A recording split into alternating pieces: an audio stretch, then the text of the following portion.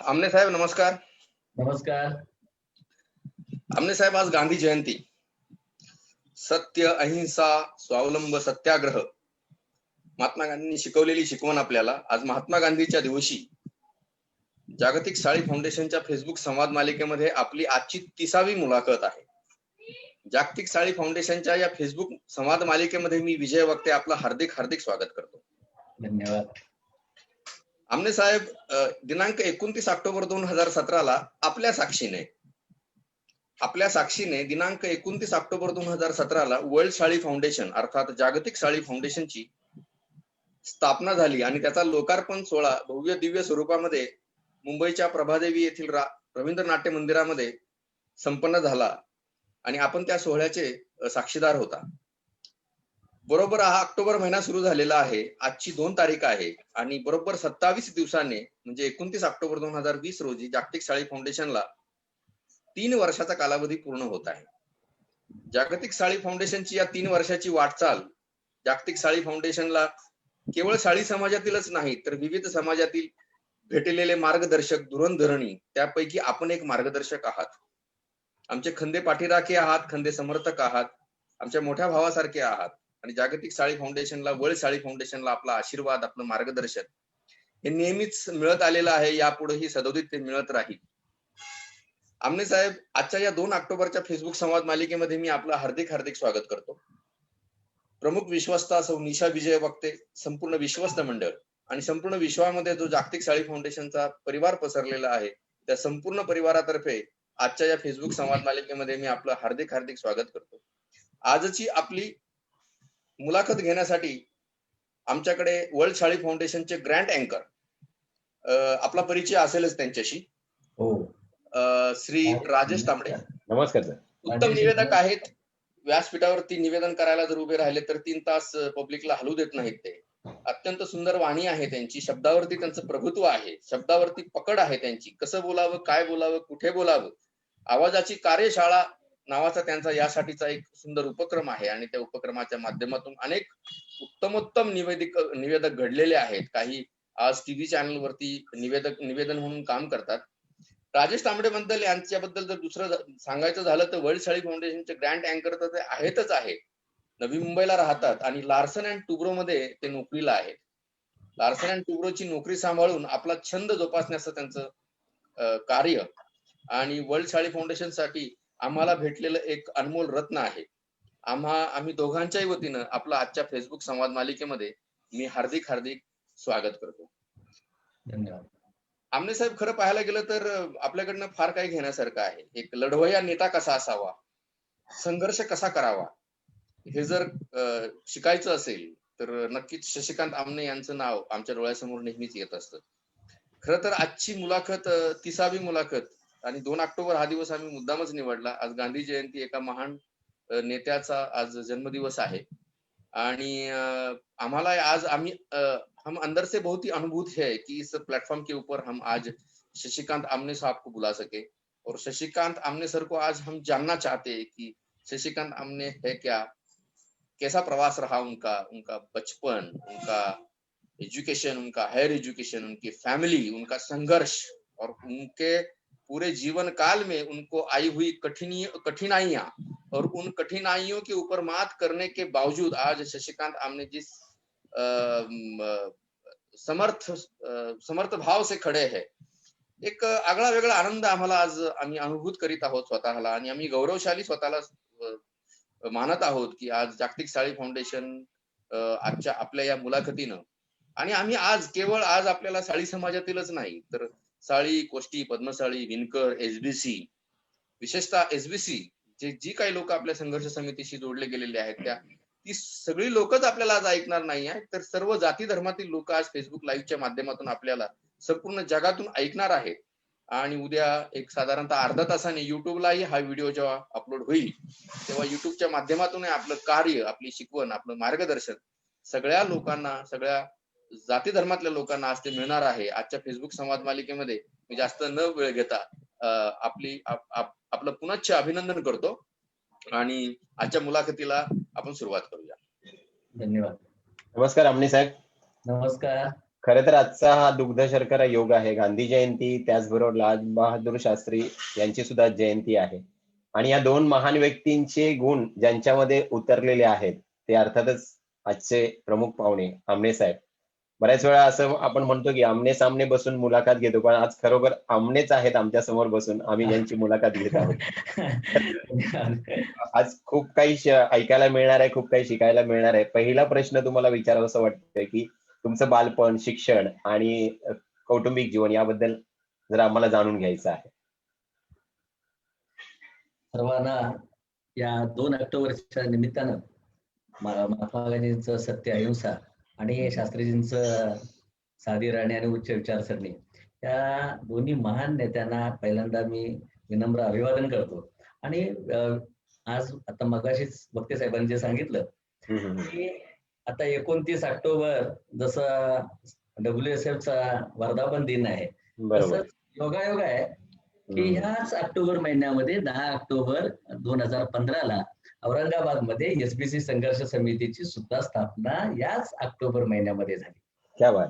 म्हणजे या विणकरांच्या खऱ्या प्रगतीचा, म्हणजे जो काय संघर्षाचा लढा आहे किंवा विणकरांच्यासाठी जो आपण खरा हक्काचा जो लढा उभा केला, तो ऑक्टोबर महिना हा आपल्या लोकांना अत्यंत शुभ आहे असं मला वाटतं एकंदरीत. येस, नक्कीच नक्कीच. कारण खूप बरं वाटलं आपल्या लोकांचे संवाद साधताना. आपल्याला खूप जे मोकळेपणानं नेमकं आपण काय केलं किंवा हे लोकांच्या पर्यंत पोहोचण्यासाठी आपण ह्या वर्ल्ड साडी फाउंडेशनच्या माध्यमातून हा जो चांगला उपक्रम म्हणजे राबवत आहे, त्याबद्दल तुम्हाला किती धन्यवाद द्यावे तेवढे कमीच आहेत. येस, धन्यवाद सर. आता जसं तुम्ही मला आता विचारलं माझं लहानपण, बालपण कसं खूप संघर्षात मुळात आपला सर्व समाज तसं बघितलं तर खूप हलाखीतला समाज आहे. ना पिढीच्यात आपल्याकडे काय प्रॉपर्टी आहे, ना काय आपल्याकडे काय फार मोठी संपत्ती आहे, फार मोठे आपल्याकडे उद्योग आहेत, अशातलाही काही भाग नाही. आपण गरीब चालू. आणि 18 विश्व दारिद्र्य काय असतं ते अनुभवलेला मी माझ्यासारखा एक सामान्य कार्यकर्ता आहे. खूप एका खेडेगावामध्येच मी जन्मलो, ह्या सांगली जिल्ह्यामध्ये वाळवा तालुका, म्हणजे इस्लामपूर पासून एक 10-12 किलोमीटरवरती माझं गाव आहे. मी आता म्हणजे त्या खेडेगावात राहत नाही मी इस्लामपूर हे आमच्या तालुक्याचं गाव आहे, मी तिथे राहतो. योगायोगानं माझा जन्म अशा दिवशी झालाय की माझा जन्मदिवस संपूर्ण भारतामध्ये विणकर दिन म्हणून साजरा व्हायला लागला. माझा जन्म आधी झाला, नंतर विणकर दिन साजरा व्हायला लागला. योगायोग आहे, परमेश्वर अभिमानाची बाब आहे. आणि ती आणि विशेष म्हणजे तो दिवस जो आहे ना, तो दिवस सगळ्या लोकांच्या स्मरणामध्ये पण राहतो. आज विणकर दिन म्हटलं की शशिकांत आमने साहेबांचा वाढदिवस. त्यामुळे वाढदिवस आठवणीत ठेवायची आवश्यकता पडत नाही लोकांना. आणि राहिला प्रश्न कसा की आपण विणकराची लेकरं आहोत, लक्षात घ्या. आपण विणकर आहोत सगळेजण. साडी, कोष्टी, पद्मसाडी, आपण सगळे विणकर आहोत. आणि विणकर दिनाच्या दिवशीच नेमका एका विणकरातल्याच एका चांगल्या व्यक्तीचा जन्म झालेला आहे. ही सगळ्यांसाठी अभिमानाची बाब आहे. अभिमानाची गोष्ट. मी त्यात खेडेगावामध्ये माझा जन्म झाला. अगदी म्हैशी कशा राखल्या जातात चांगलं माहिती आहे. एकदा 18 विश्व दारिद्र्याचा ते म्हणजे आता ते काय जादा उलगडून सांगायची काही गरज नाही. खूप म्हणजे हालाकीच्या परिस्थितीत आम्ही वरती आलो. आणि मात्र अभ्यासामध्ये जरा बऱ्यापैकी मी चुणचुणीत होतो. म्हणजे आता सांगायला काही हरकत नाही की बऱ्यापैकी चुणचुणीत होतो तर होतो. आणि मग त्यानंतर 10वीला मी आमच्या इस्लामपूर शेजारीच एक पेठ म्हणून एक छोटस एकदम हायवेला गाव आहे, तिथं आम्ही राहायला होतो. माझे वडील हायस्कूलला शिकत होते, राहायला होतो. आणि त्या हायस्कूलला मी कायमच माझा पहिला नंबर असायचा. आणि त्या 1983-84 दरम्यान मी आमच्या सेंटरला मी पहिला आलो होतो. खूप चांगले मार्क्स मिळाले, मला नॅशनल मेरिट स्कॉलरशिप मिळाली. परंतु त्यावेळेपासून म्हणजे त्यानंतर मी इंजिनिअरिंगसाठी, आमच्या सर्वांचीच इच्छा होती की इंजिनिअरिंगला जायचं. इंजिनिअरिंगला मी कराडला ऍडमिशन घेतली, माझं इंजिनिअरिंग पूर्ण झालं. परंतु त्यावेळी सुद्धा इंजिनिअरिंग शिकत असताना मात्र इतकं विचित्र अवस्था होती की खर्च तर मोठा होता, वडिलांचा पगार एकदम तुटपुंजा. शिक्षकांना पगार आता हल्ली जास्त झाले, त्यावेळी पूर्वी पगार नव्हते जास्त. त्यामुळे आई माझी शिलाई काम करायची, मी तिला मदत करायचो. आणि त्यावेळी मला चांगलं आठवते, मी रोज एक शर्ट शिवल्याशिवाय मी कॉलेजला जात नव्हतो. अच्छा. एक शर्ट शिवल्यानंतर 8 रुपये मिळायचे शिलाईची हं, हं. मजूर. आणि ते 8 रुपये मिळायचे, समाधान असायचं त्यामध्ये. हं. आणि दर शनिवार रविवारी सगळ्या हॉटेलमध्ये जाऊन अंडी विकायची. हं, अंडी हं, हं. धंदा केला, कपडे शिवायचा धंदा केला. मी बहुतेक छोटे कुठलेही काम कमी दर्जाचं न मानता सर्व प्रकारचे धंदे केले. चांगल्या अच्छा. माझं. आणि त्यानंतर ज्यावेळी माझं कॉलेज पूर्ण झालं त्यानंतर सुद्धा काही हे आमचं चक्र थांबलं नव्हतं. दुर्दैवानं त्यावेळी ते शून्याधारित अर्थसंकल्प आला आणि सगळ्या नोकर भरतीला बॅन आला. त्यानंतर आमच्या नोकरीची बोंबाबोंब झाली, आम्हाला कुठं नोकरी मिळेना. आणि मग त्यावेळी मात्र असं झालं की जिथं जिथं आपण जायचो तिथं ही सगळी आपली परिस्थितीच आपल्या आड यायची. बरोबर. असं होतं की एकच शर्ट आणि एकाच पॅन्टीवरती माझं कॉलेज पूर्ण झालं. म्हणजे पॅन्ट तुमच्यापैकी तुम्ही बरेच लोक मला गेली 4-5 वर्ष मला बघतात. मी तुम्हाला हो, हो. इन्शर्ट कधीच दिसला नसेल. हो, बरोबर. मी कधीच नाही इन्शर्ट केला. का हम्म. इन्शर्ट केला नाही तर त्याला कारण असं होतं की मी रफू केलेली पॅन्ट माझं पूर्ण कॉलेज बंद घालत होतं. अरे बाप. एकच पॅन्ट पूर्ण म्हणजे बुधवारपर्यंत घालायची, बुधवार रात्री धुवायची, परत तेच हे करायचे आणि मागे विरघळली म्हणून ते रफू केलेले असेल, रफू केलेला दिसून नये म्हणून इन्शर्ट केला नाही. अरे बाप. अशा परिस्थितीने शिकलो आणि ही परिस्थितीची जाणीव मला कायमच राहिली. आणि त्या कालावधीमध्ये जी लोक माझ्या सोबत राहिली त्यांना मी कधीच विसरू शकत नाही. परंतु कधी कधी असं असतं, तुमची परिस्थिती जर हालाकीची असेल ना तर तुम्हाला कोणीही जवळ करत नाही. त्याच वेळी ठरवलं होतं, जर यदा कदाचित माझी परिस्थिती चांगली झाली तर मला जे पैसे मिळतील त्यातले साधारणपणे 25 ते 30% रक्कम मी ज्या मातीत जन्मलो, त्या जातीत जन्मलो, त्या जातीमध्ये माझी जशी अवस्था आहे तशी कोणाची राहू नये, त्यांच्यासाठी काय जे करता येईल त्यासाठी आपण नक्की काम करायचं. त्याच मी ठरवलं होतं. कर्मधर्म संयोगानं माझ्या कर्तृत्वाला, माझ्या नशिबाची, माझ्या परमेश्वरानं मला साथ दिली आणि माझी परिस्थिती चांगली होत गेली. आणि हळूहळू मी घडता आपण घडत गेलो. आणि असं आता बऱ्यापैकी हे समाजकार्य करत असताना आपल्या समाजातल्या किंवा कोणीही मानव जातीतल्या कुणाचीही कसली अडचण आली तर माझ्या परीने सोडवण्याचा मी मात्र प्रामाणिकपणे प्रयत्न करतो. परंतु आता तुम्हाला सर्वांनाच माहिती आहे हे बऱ्यापैकी परखड आहे. त्यामुळे मला त्या प्रमाणात मला विरोधक सुद्धा त्या प्रमाणात तयार होतात. परंतु मला हे माहिती आहे की ज्या झाडाला आंबे लागतात त्याच झाडाला दगड मारले जातात. आणि त्यामुळे ते असल्या काय कशाची फारशी फिकीर न करता अकेला चल रहा था कारवा बन गया. खूप मोठं आता हे तुम्ही बघताच आहे, आपण चांगल्या पद्धतीने आपण काम करतोय. येस. आणि माझं इलेक्ट्रिकल इंजिनिअरिंग माझं पूर्ण झाले. इंजिनिअरिंग केल्यानंतर मी सुरुवातीला जर सांगायला आनंद वाटतो की सुरुवातीला मला कुठेच नोकरी लागली नाही. आणि ज्यावेळी लागली त्यावेळी मला केंद्र सरकारची नोकरी लागली. जुन्या वेतन श्रेणी माझं 2200 बेसिक होतं. म्हणजे तुम्ही आता कल्पना करू शकता की आताच्या या ह्याच्यामध्ये मला 1,00,000-1,25,00,000 रुपये पगार मला नक्कीच झाला असता. ही 25 वर्षापूर्वीची गोष्ट आहे. बरोबर. 94-95.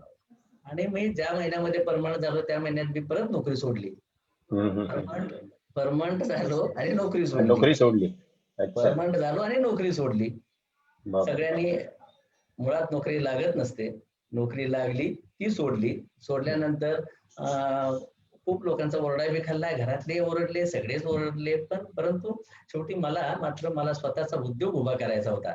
आणि मला त्यावेळी त्या उद्योगासाठी मला विनाकारण मला कर्जही मिळालं होतं. आणि त्यामुळे मग मी नोकरी सोडायचा निर्णय घेतला आणि मी इस्लामपूरच्या MIDC मध्ये मी ट्रान्सफॉर्मर, कंट्रोल पॅनल्स वगैरे हे इलेक्ट्रिकल सिस्टीम जे कंट्रोल करण्याचे ते पॅनल्स आणि ट्रान्सफॉर्मर मॅन्युफॅक्चरिंग आणि रिपेअरिंगचे मी माझा स्वतःचा उद्योग सुरू केला. अशा पद्धतीनं ह्या माझ्या शिक्षणाचा उपयोग मी त्या माझा उद्योग उभा करण्यामध्ये मी केला. आमने साहेब. बोला ना. बोला. नाही तुम्ही प्रश्न विचारा, मग बोलतो. बोला ना. आमने साहेब, आपला पारंपरिक व्यवसाय विणकामाचा. आता विणकामात आपल्या विणकरांची काही फारशी लोक काही दिसून येत नाहीत. काही असतील तर फार कमी आहेत. पश्चिम महाराष्ट्रात इचलकरंजी, रेंदाळ, हुपरी या बाजूला आहेत. आणि अजून कर्नाटकात काही गावात असतील, आंध्रामध्ये काही असतील. परंतु मूळ विणकरांचा जो विणकाम हा जो व्यवसाय होता तो जवळजवळ आता थोडासा बंद होण्याच्या मार्गावर आहे. आणि त्याच्यामध्ये फार कमी लोक आहेत. आपल्या म्हणजे विणकरांची फार कमी लोक आहेत त्याच्यामध्ये, फार म्हणजे जास्त लोक नाही जवळपास. बरोबर. आपल्या घरी हा व्यवसाय होता का? आणि दुसरा प्रश्न असा आहे की आपण हा व्यवसाय केलाय का? किंवा कधी संधी मिळाली का मागावर बसायची, हात मागावरती बसायची? मला या व्यवसायाचं अजिबात मला गंध नाही. काही केल्या जात नाही तिला जात म्हणायचं, म्हणूनच मी त्या जातीचा. अच्छा. अन्यथा त्या व्यवसायाचा माझा सुतराम संबंध नाही. माझ्या आजोबांनी व्यवसाय केला, माझ्या अच्छा. वडिलांनाही ते माहिती नाही. बरं. आणि आता कालांतराने आता आपण आता बघतोच आहे की हा व्यवसायच आपल्या ताब्यात मुळात राहिला नाही. हा भांडवलदारांच्या ताब्यात गेला आणि त्यामुळे तो आता हा व्यवसाय खूपच कमी लोक करतात. आणि काही दिवसांना धोटा कशाला म्हणायचा आणि पीक कशाला म्हणायचं आणि वैपल्य कसे काय असते, हा सगळा विषय विसरला जाईल. हे बऱ्याच गोष्टी मी सुद्धा हल्ली हल्ली मला कळायला लागलं. म्हणजे मी आता इचलकरंजीमध्ये वारंवार गेल्यामुळं मला मी ते शिकून घेतलं की कशाला काय म्हणायचं. नाहीतर आपणाला फक्त म्हणजे फक्त आपण जातीचे त्या म्हणूनच, अन्यथा तो आता काय व्यवसाय कुणाकडे बहुतेक लोकांकडे राहिलाच नाही. आता आपला हे इचलकरंजी आणि विटा वगैरे असा येवला वगैरे हा परिसर सोडला तर बाहेर कुठं आपला हा व्यवसाय आहे. ह्या व्यवसायाचं आमच्यात तसं काही नव्हतं. माझ्या आजोबा मात्र माझ्या आईचे वडीलही करत होते आणि माझ्या वडिलांचे वडीलही ते या व्यवसायामध्ये होते. हे मात्र मला माहिती आहे, कारण आमच्याकडे त्या मागाचे ते बाकीचे जे काय मटेरियल होतं ते मात्र मी बघितलेलं आहे. राजेश, आता कसला व्यवसाय आहे सर तुमचा? माझे इस्लामपूर MIDC मध्ये ट्रान्सफॉर्मरची इंडस्ट्री आहे. अच्छा. एमएससीबीला जे ट्रान्सफॉर्मर्स लागतात ते ट्रान्सफॉर्मर दुरुस्त करणे, नवीन करणं आणि जे कंट्रोल सिस्टीम असते त्याचे पॅनल बोर्ड तयार करणं, असं माझा उद्योग आहे MIDC मध्ये. 25-30 माणसं माझ्याकडे काम करतात. क्या बात आहे. म्हणजे मला आजच्या मुलाखतीत कळालं बरं का तुम्ही इंजिनियर आहात ते. आणि गेली 25 वर्ष मी 31 मे 1995 ला इस्लामपूर MIDC मध्ये मी ते सुरू केलं. म्हणजे मला आता त्यालाही 25 वर्ष, माझं 26वं वर्ष सुरू आहे. आपण इंजिनियर आहात हे मला आजच्या मुलाखतीत कळालं बरं का. हो, म्हणजे आपण एवढे चांगले मित्र आहोत, आपले अनेक वर्षापासूनचे चांगले संबंध आहेत, पण आपण इंजिनियर आहात हे मला आज पहिल्यांदा कळालं. वा वा, छान. राजेश, 25 वर्ष आज त्यांना व्यावसायिक म्हणून त्यांच्या उद्योगाला झाली आहेत आणि जवळजवळ 25 कुटुंब तुम्ही तुमच्या त्या व्यवसायावर देखील पोहोचली जात आहेत. तर माझ्या माहितीप्रमाणे तुम्हाला ऍग्रो टुरिझमचा पण थोडासा म्हणजे त्याची आवड आहे तुम्हाला, त्याबद्दल थोडंसं आम्हाला जाणून घ्यायचं. मुळात आम्हाला शेती वगैरे आम्हाला काहीच नव्हती. अच्छा. आम्हाला शेती वगैरे मुळात आपल्या सगळ्याच बऱ्याच बहुतांश आपल्या लोकांना शेती नाहीच आहे. नाहीच, बरोबर. मला मात्र झाडांचं प्रचंड वेड आहे. माझ्या फॅक्टरीच्या परिसरात सुद्धा तुम्ही जर कधी आलात तर तुमच्या लक्षात येईल की आजूबाजूला कुठेही झाडं दिसणार नाहीत, हिरवगारच माझ्या आवारात तुम्हाला दिसेल. जवळपास माझ्याकडे जवळ 150 झाड आहेत. माझ्याकडे आंब्याचे 60-70 झाड आहेत आणि खूप एकदम हिरवगारच दिसतं. आणि मला त्या हिरव्यागारचा मला खूप चांगला नाद आहे. आता ह्या तुम्ही ऍग्रोचा विषय काढला म्हणून तुम्हाला सांगतो की मी 2000 साली मी सिंधुदुर्ग जिल्ह्यामध्ये मी जमीन घेतली, कारण इकडे जमीन घेणं शक्य नाही. बरोबर. बाहेर कुठं जमीन घेणं शक्य नाही, जागेचे वाढते दर बघता. सिंधुदुर्ग जिल्ह्यामध्ये माझी मिसेस कणकवलीची, त्यामुळे त्या सिंधुदुर्ग जिल्ह्यामध्ये माझं जाणं वारंवार असायचं. आणि मग तिथे माझ्या लक्षात आलं की आपल्याला जे झाडांची आवड आहे तर झाडांची हौस जर पूर्ण करायची असेल तर आपल्याला सिंधुदुर्ग जिल्ह्यामध्ये आपण चांगल्या पद्धतीने आपण ते तिथं ते करू शकतो. हा विचार डोक्यात घेऊन मी तिथं सिंधुदुर्ग जिल्ह्यामध्ये जागा घेतली आणि मी तिथं मिनरल वॉटरचा प्लॅन्ट सुरू केला. अच्छा. पॅकेट ड्रिंकिंग वॉटर मी सुरू केलं आणि मी तिथं आंब्याची झाडं लावली. आंबा, आवळा, काजू, सागवान वगैरे असं मी म्हणजे खूप चांगलं डेव्हलप केलं. आणि मग जसं आता काय झालंय की सिंधुदुर्ग जिल्हा हा गोव्याच्या जवळ आहे. बरोबर. जिल्हा गोव्याच्या जवळ आहे आणि सिंधुदुर्ग जिल्ह्यामध्ये नैसर्गिक एवढं सौंदर्य आहे की म्हणजे ते तिथं लोक इतकं म्हणजे पर्यटनाच्या दृष्टीनं प्रचंड स्कोप आहे तिथं. बरोबर. त्या दृष्टीनं शासनाचं सुद्धा धोरण चांगलं आहे की तिथं ते पर्यटनाच्या दृष्टीनं आता ते डेव्हलपमेंट करतायत. आणि सगळ्यात महत्वाचं 0 इंडस्ट्री डिस्ट्रिक्ट आहे, त्यामुळे तिथं प्रदूषण काहीच नाही आहे. आता रत्नागिरी सुद्धा कोकणात येते, रायगड सुद्धा कोकणात येते, पण तिथं जे इंडस्ट्री आहे त्यामुळे ते जे प्रदूषण झाले ते सिंधुदुर्गात अजिबात नाही. त्यामुळं झाडात रमायचं असेल, निसर्गाच्या सानिध्यात राहायचं, तर आपण चांगल्या पद्धतीने आपण आयुष्य काढू शकतो हे मला असं वाटत राहायचं. आणि म्हणून मी तिकडे त्या जमिनीत मी डेव्हलपमेंट केली आणि त्यात चांगले पैसे मिळतात. म्हणजे ते काय आपण नुसतं झाडं वाढवतो अशाला आपल्याला आनंदी मिळतो आणि म्हणजे त्यातून आपल्याला अर्थार्जनही खूप चांगल्या पद्धतीने होतं.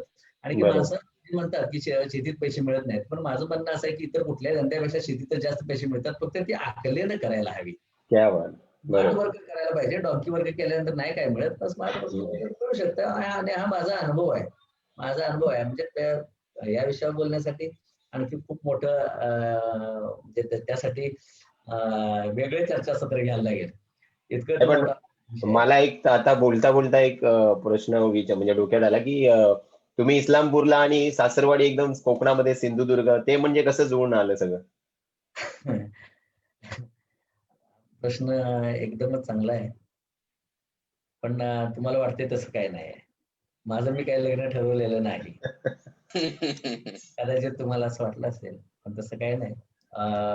म्हणजे कशी भेट कशी झाली असं? भेट कशी कधी झाली असं? माझ्या ते आमचं जे जुनं नातं आहे, त्या जुन्या नात्यामुळं आमचं ते जमलं. आणि मग मला मात्र त्या सिंधुदुर्गाचं नैसर्गिक सौंदर्य मला जे आवडत होतं, त्यामुळे मला तिकडं आपण बसवावं असं मला वाटलं. आणि म्हणून गेली 20 वर्ष 2000 सालापासून आतापर्यंत माझा चांगला सिंधुदुर्गाशी मी कनेक्ट राहिलो. आणि आता मात्र मी आता ह्या लॉकडाऊनमुळेच, ह्या कोरोनामुळे भयंकर नुकसान झालं. आमच्या मार्च मध्येच आमची खरेदी होत होती. आम्ही आता तिथं खूप मोठं ॲग्रो टुरिझमचा आम्ही प्रोजेक्ट करतोय. आणि फार्मर प्रोड्युसर कंपनीच्या मार्फत साधारणपणे 20 उद्योग एका छताखाली आम्ही तिथं हे करून साधारणपणे 300 एकर आम्ही डेव्हलप करतोय. 300 एकर डेव्हलप करून एका ठिकाणी एवढं मोठं हे ॲग्रो टुरिझम आणि फार्मर प्रोड्युसर कंपनीच्या थ्रू छोटी प्रोडक्ट की ज्याचं कॉस्ट ऑफ रॉ मटेरियल एकदम नाके बराबर, परंतु विक्रीची किंमत मात्र प्रचंड मोठी असेल, अशा पद्धतीनं आपण तिथं या फार्मर प्रोड्युसर कंपनीसाठी शासनाचे खूप चांगल्या अनुदानाच्या योजना आहेत. सिंधुदुर्ग जिल्ह्यासाठी स्पेसिफिक आणखी काय वेगळ्या योजना आहेत. ह्या सगळ्या शासकीय योजनांचा लाभ घेऊन आम्ही ते 300 एकर आम्ही ह्या सगळ्या बऱ्यापैकी आपलेच लोक बऱ्यापैकी त्यात आमच्या या प्रोजेक्टमध्ये सहभागी होत आहेत. आम्ही हे सगळे मिळून आपण करायचं असं आता आमच्या डोक्यात आहे. पुढच्या महिन्यात आमचं काम चालू होईल असं वाटतं. आता जरा हे कोरोनाचं कमी झालंय, आता ते चालू करायचं असं आमच्या डोक्यातला विषय आहे. आमने साहेब, ह्या आपल्या आयुष्याच्या सगळ्या प्रवासामध्ये आपल्याला वहिनी कुठे कशा भेटल्या, पण या प्रश्नाचं उत्तर ऐकण्यापूर्वी मी थोडा आपल्याला एक आश्चर्याचा धक्का देऊ इच्छितो. आपण त्यांना ओळखता की नाही मला काही माहित नाही, पण कदाचित आपण त्यांना ओळखत असाल तर बघा बरं जरा. डॉक्टर साहेब जर आपला फोन चालू करता का? डॉक्टर साहेब नमस्कार. नमस्कार डॉक्टर साहेब नमस्कार.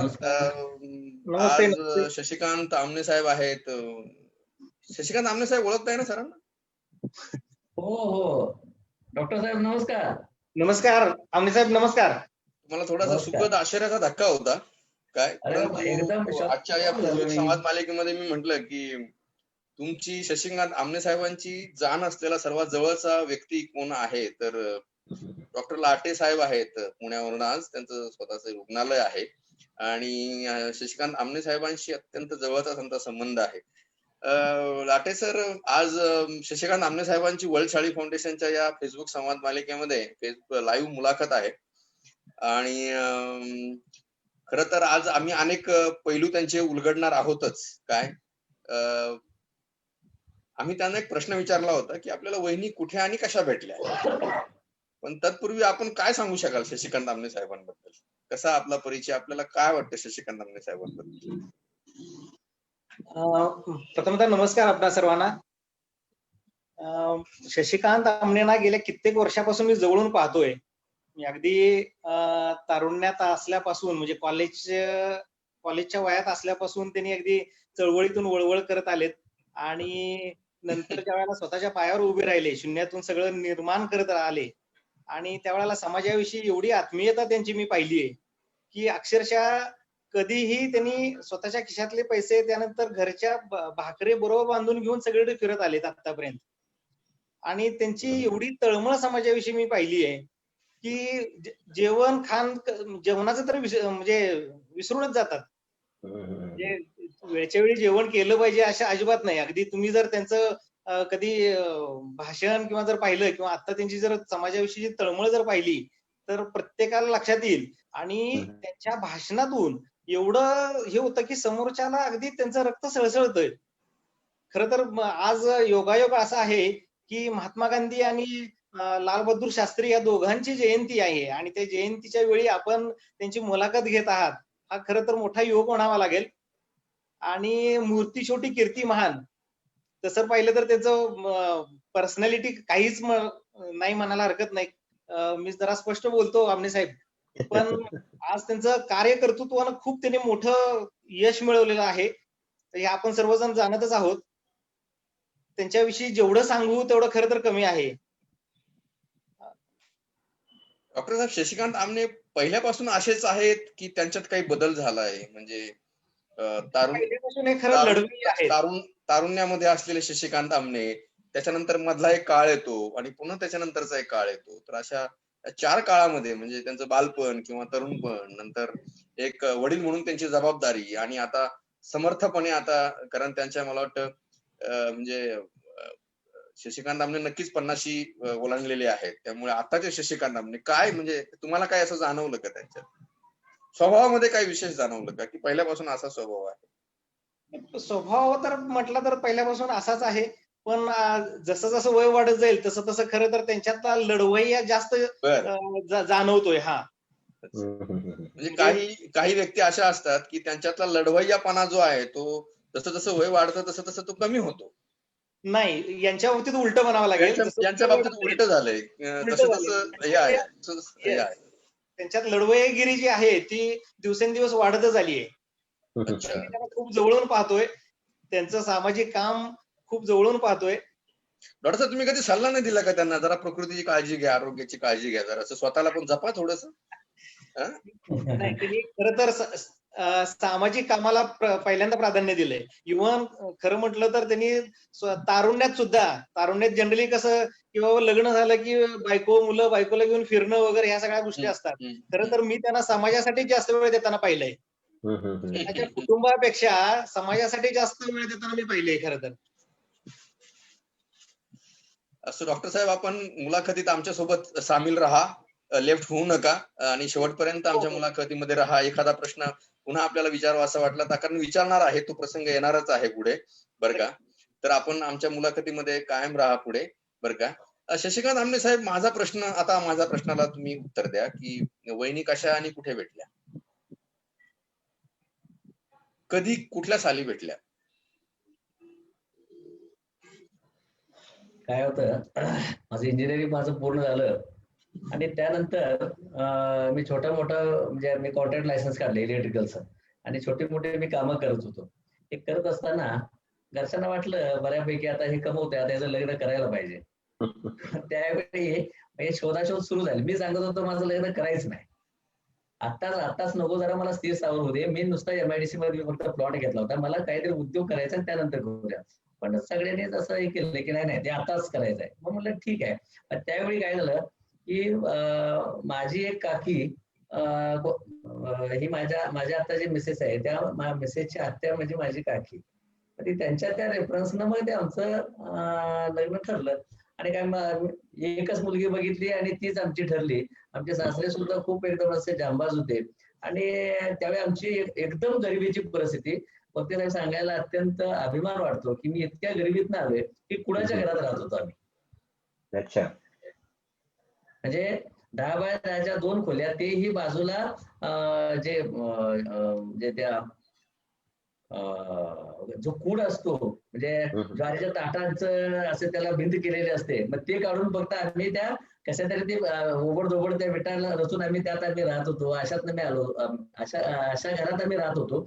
त्यावेळी माझ्या सासरवाडीची मात्र परिस्थिती अत्यंत श्रीमंत आहे. म्हणजे आजही प्रचंड मोठे ते श्रीमंत आहेत. त्यावेळी माझ्या सासऱ्याने मला का मुलगी दिली याचा मला प्रश्न पडला होता खरं. अच्छा. त्यांनी मला का दिली, यांनी माझ्यात नेमकं काय बघितलं, तर ते एकच तो प्रसंग मी म्हणजे तुम्हाला सर्वांना अत्यंत म्हणजे अभिमानाने मी शेअर करेन, की त्यावेळी त्यांनी मला विचारलं की तो आता इंजिनियर झाला, सगळं ठीक आहे, तुला तो स्वतःची इंडस्ट्री काढायची ते ठीक आहे, पण जवळ तुझ्या पैसे नाहीत, मी तुला इथं जागा देतो, मी तुला इथं सगळं डेव्हलप करून देतो, तू ये इकडं. म्हटलं सॉरी, म्हटलं मी हे कधीही करणार नाही, माझं उशिरा झालं तरी चालेल, पण मी माझ्या स्वतःच्या कर्तृत्वावरच ते करणार, मी दिलेल्या ह्याच्यावर करणार नाही. आणि माझं लग्न ठरलं त्यावेळी माझ्याकडे फक्त जागा मी MIDC मध्ये घेतलेली, तीही जागा होती फक्त 17,000 रुपये किमतीची. ते 17,000 सुद्धा 17 जणांच्याकडून गोळा करून घेतलेली. म्हणजे कशात स्वप्न मात्र मी खूप मोठी बघितली आणि त्या स्वप्नाचा पाठलाग मात्र मी करत राहिलो. माझ्या सासऱ्यांनी मला सांगितलं होतं की तुला जमीन देतोस, तुला सगळं, तुला जे ट्रान्सफॉर्मरचं करायचं आहे ना, मी तुला करून देतो. पण मी ते नाकारलं. आणि त्यावेळी आमच्या सासऱ्याने बाकी सगळे म्हटले, नेमकं ह्या पोरग्यात बघितलं तरी काय, कशासाठी द्यायला लागला, त्यांच्याकडे आहे तरी काय नेमकं. आणि खरंच आमच्याकडे काय नव्हतं. आणि मग आमच्या सासऱ्याने माझ्या बायकोला फक्त विचारलं की तुझी इच्छा असेल, पोरगा मला इंजिनियर आहे, तो नक्की काहीतरी करू शकेल असं मला वाटतंय, तुझी इच्छा असेल तर आपण करू, आणि आता थांबू. आमच्या बायकोनं होकार दिला आणि आमचं लग्न झालं. आणि कर्मधर्म संयोगानं माझं लग्न 92ला 5 मे 1992 माझं लग्न झालं. आणि लग्नानंतर आमचे इतकं म्हणजे मी मागं बघितलंच नाही. म्हणजे लक्ष्मीच्या पावले माझी बायको माझ्या घरात आली. आणि त्यानंतर योगायोगानं लगेच 1 वर्ष 1.5 वर्षामध्ये माझी बायको प्राथमिक शिक्षक आहे. लग्न आमचं झालं त्यावेळी 3 मेला तिचा शेवटचा पेपर झाला आणि 5 मेला आमचं लग्न झालं. शेवटच्या पेपरसाठी लग्न आमचं हे झालं होतं. आणि 3 मेला शेवटचा पेपर झाला, 5 मेला आमचं लग्न झालं. आणि लग्नानंतर 1-2 वर्षामध्ये तिला नोकरी लागली. आणि त्यानंतर मात्र आमचे म्हणजे तिचाही मला हातभार लागला. आणि मग एकदम छान पैकी आता आमचा संसार सुरू आहे. क्या बात.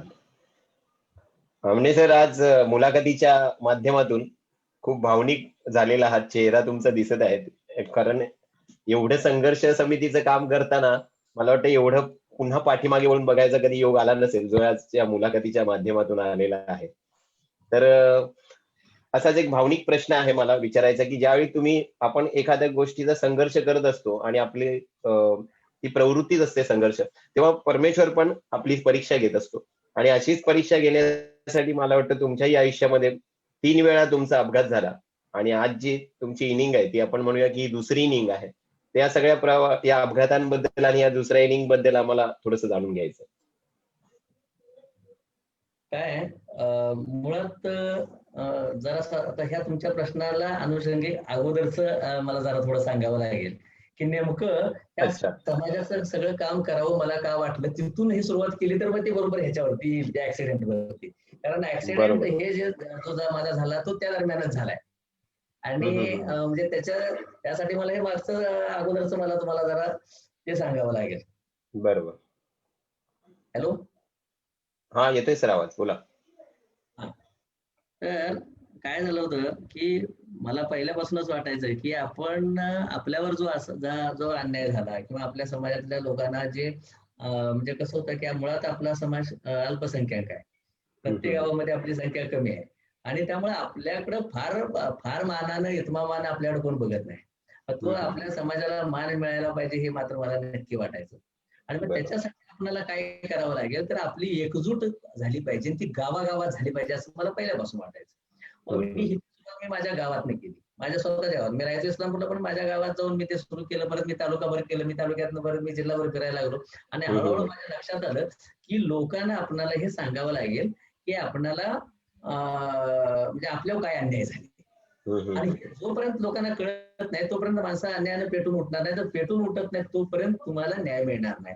आणि तुमच्या बळ एवढं मोठं झालं पाहिजे की तुमच्या घराच्या बाहेर ज्यावेळी 100 चपलांचं जोड पडलेले असतील ना, तर आजूबाजू असं चर्चा करत राहतील की इथं एवढी माणसं जमतात, म्हणजे ह्याच्या पाठीमागे एवढा समाज याच्या पाठीमागे आहे, त्यावेळी तुमचं वाकडं करायची कोणाची हिंमत होणार नाही असं मला हे राहून वाटायचं. आणि त्या दृष्टीनं मी प्रत्येकाला म्हणजे प्रत्येक आठवड्याला मी माझ्या गावात जायचो आणि त्यांना ते रोज संध्याकाळी ज्यावेळी मिटिंग असायची आमची ना संध्याकाळी 9च मी टायमिंग द्यायचो, म्हणजे जेवण खाऊन सगळ्यांनी जरा वेळ झाला तर चालेल अशा पद्धतीने आम्ही ते मिटिंग करायचो.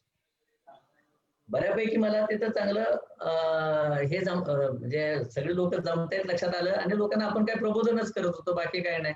बरोबर. महत्वाचं की ह्याचे चटके मागच्या पिढीनं भोगले होते आणि मागच्या पिढीमध्ये प्रतिकार करायची हिंमत नव्हती. ती माझ्या समवयस्कर आमच्या सगळ्या तरुण पिढीमध्ये मला ते चांगलं म्हणजे त्यांच्याकडे ती धमक आहे माझ्या लक्षात आलं आणि हे मग सगळं मी गोळा करत चाललो. आणि मग हे सगळं करत असताना आमचं इस्लामपूर पासून एक 7-8 किलोमीटर एक वाळवा म्हणून एक छोटस गाव आहे, आमच्या तालुक्याचं गाव नावच वाळवा. त्या वाळव्याला एक वसंतराव पद्मन म्हणून एक अगदी पितृतुल्य व्यक्तिमत्व की जे त्यांच्यामुळं मी खरा समाजकार्याचा मला खरा लळा लागला आणि माझ्या पाठीमागं खंबीरपणे होते. दुर्दैवाने ते गेल्यानंतर थोडस मला ब्रेक लागला, परंतु त्यांचा तो वारसा मी मात्र आज अखेर मी समर्थपणे मी चालवलाय. त्यांनी मला ते माझ्या पाठीमागं खूप खंबीरपणे होते. आणि मग त्यावेळी मी 99ला मी पहिल्यांदा सगळ्या आमच्या तालुक्याचं एक मोठा कार्यक्रम ठेवला. 600-700 लोकांना एकत्र जमा केलं आणि त्या दिवशी जिल्हा उद्योग केंद्राच्या लोकांना बोलवतो, खादी ग्रामोद्योगच्या लोकांना बोलवतो, व्यसनमुक्तीवर बोलणाऱ्या लोकांना बोलवतो. असं दिवसभराचा फुल्ल कार्यक्रम माझ्या फॅक्टरीच्या आवारामध्ये जेवण खाण करून हे सगळं मी केलं होतं. आणि त्यानंतर मात्र आम्ही असं ठरवलं की प्रत्येक गावागावात जायचं आणि सांगली जिल्हाधिकारी कार्यालयावर एक मोठा मोर्चा काढायचा. आणि जोपर्यंत आपण मोर्चा काढत नाही तोपर्यंत हा विणकर जिवंत आहे हेच लोकांना कळणार नाही. कारण आपलं बघा तुम्ही, आपलं अस्तित्व प्रत्येक ठिकाणी बऱ्यापैकी असं आहे. कोणत्याच्या 15 जाती, साड्यांच्या 10-12 जाती, पद्मसाड्यांच्या 7-8 जाती आणि प्रत्येकाच्या पोट जातीमध्ये हे जे उच्च त्याचे कनिष्ठ, त्यांना जास्त शाणा समजायचं, त्यांना जरा दुसऱ्याला कमी समजायचं, हा भेदाभेद. आणि त्यामुळं आमची संख्या जरी चांगली असली तरी सुद्धा आपली अशी एकजूट दिसत नाही. पण ह्याला फाटा देऊन मी त्यावेळेपासून तो प्रयत्न केला की सगळ्यांना आपण एकत्र करून आपण जरा एक मोठी आपण ताकद जिल्ह्यामध्ये आपण उभा करू. आणि मग मी 2000 साली आम्ही मोठा मोर्चा काढला. 5-6 हजार लोक आम्ही जमा केले सांगली जिल्हाधिकारी कार्यालयावर. आणि त्यावेळी ज्या एसबीसीच्या ज्या मागण्या होत्या त्याच मागण्या होत्या त्यामध्ये सुद्धा खूप मोठा मोर्चा निघाला. म्हणजे तो क्रांतीच झाली. म्हणजे मला तर वाटतंय विणकरांच्या इतिहासामध्ये कधी मोर्चाच निघाला नसेल सगळ्यात, म्हणजे आणि तो पहिलाच मोर्चा असेल. अच्छा. आणि त्या मोर्चाच्या ज्या मागण्या होत्या त्याचा पाठलाग करताना माझा ऍक्सिडेंट झाला. अच्छा. Okay okay okay. आणि म्हणून मी तुम्हाला ही पार्श्वभूमी सांगितली. तर ते आणि तो ऍक्सिडेंट झाला. पहिला ऍक्सिडेंट झाला, काय नशीब माझं आहे बघा. पहिला ऍक्सिडेंट झाला त्यामध्ये माझ्या ह्या इकडच्या आणि इकडच्या ह्या सगळ्या सॉरी हे माझे 2 हात मोडले पहिल्या ऍक्सिडेंट मध्ये. म्हणजे माझ्या हातामध्ये रॉड आहे, ह्या हातामध्ये रॉड आहे.